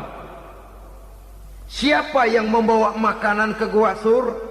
Siapa yang menjadi kurir untuk mengintai kegiatan-kegiatan Quraisy setelah Nabi berangkat hijrah? Asma, putri Abu Bakar Siddiq radhiyallahu anhu. Jadi kurir, jadi spion, membawa makanan untuk Rasul dan ayahnya di Gua Sur. Ini peranan wanita. Di tengah bahaya, di tengah keadaan posisi terjepit, Rasul di dalam gua, diamatinya keadaan Quraisy, dilaporkannya kepada Rasul. Jasa seorang wanita bernama Asma, putri dari Abu Bakar Siddiq radhiyallahu anhu. Rabi'atul Adawiyah, seorang sayyidah sufiyah, ahli tasawuf yang terkenal dengan ajaran cintanya kepada Tuhan. Dia bisa menjadi tokoh wanita dalam gerakan sufi oleh karena kegiatannya di bidang agama, dalam arti mujahadahnya kepada Allah Subhanahu wa taala. Dia korbankan bagian besar daripada hidupnya untuk mengabdi kepada Allah. Setelah suaminya meninggal, seumur hidup dia tidak pernah nikah lagi. Bukan tidak cantik, cantik. Bukan tidak ada yang mau, banyak yang meminang. Bahkan diantaranya termasuk Sufyan Tsauri, seorang tokoh juga, pernah mencoba meminang beliau. Kata Sufyan, Rabi'ah, bagaimana? Kamu kan janda? Iya. Lalu, saya kan duda. Jadi bagaimana? Daripada kita masing-masing sendiri-sendiri kan lebih baik kita join. Maksud kamu apa? Saya mau meminang kamu. Boleh? Tapi mas kawinnya saya minta engkau jawab 4 pertanyaan saya. Kalau bisa, diri saya seutuhnya saya berikan kepada kamu. Kalau tidak, tidak usah saja. In ajabtani fi 4 masail fa ana laka. Kalau engkau sanggup menjawab 4 pertanyaan saya, seluruh diri saya bulat-bulat saya serahkan kepada kamu. Yang pertama, Sufyan, semua orang kan bakalan mati. Iya. Ya soal mati sih sama, mati. Cuma hakikat mati kan lain-lain. Ada yang matinya itu husnul khatimah, mati baik di akhirnya. Lagi ngaji, mati. Lagi baca Quran, mati. Lagi sholat, mati. Lagi dengar ceramah, mati. Lagi sodakoh, mati. Itu mati-mati yang su'ul khatimah. Ada yang mati itu mati yang husnul khatimah, maksud saya. Ada mati itu yang disebut su'ul khatimah, jelek di penghujungnya. Lagi nyekek botol, mampus. Lagi banting kartu, plak plak, habis. Lagi makan riba, mati. Lagi zina, mati. Lagi nipu, mati. Kira-kira kalau saya nanti mati, su'ul khotimah apa husnul khotimah? Loh, saya nggak tahu, kamu mati saja belum.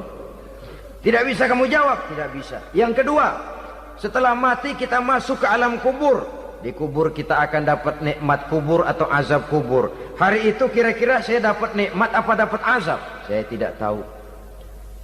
Di padang mahsyar setelah ditimbang kita dapat kitab di tangan kanan kalau baik, di tangan kiri atau dari belakang kalau jahat.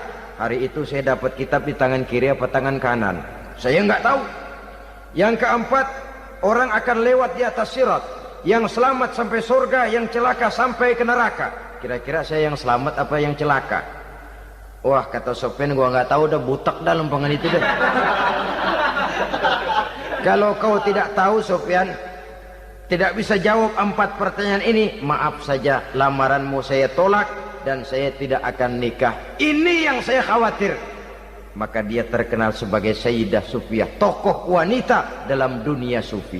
Dan artinya wanita bisa berperan banyak dalam bidang agama, sebagai pengasuh majelis taklim, sebagai pengasuh yatim piatu, sebagai gerakan-gerakan keagamaan yang positif dan lain sebagainya. Ini dimungkinkan karena Islam menunjang harkat dan martabat kaum wanita. Maka majulah kaum wanita Islam Indonesia dengan tetap menjaga kodrat kewanitaannya. Inilah yang kita sampaikan pada kesempatan ini. Terima kasih atas segala perhatian. Mohon maaf atas segala kekurangan. Wassalamualaikum warahmatullahi wabarakatuh.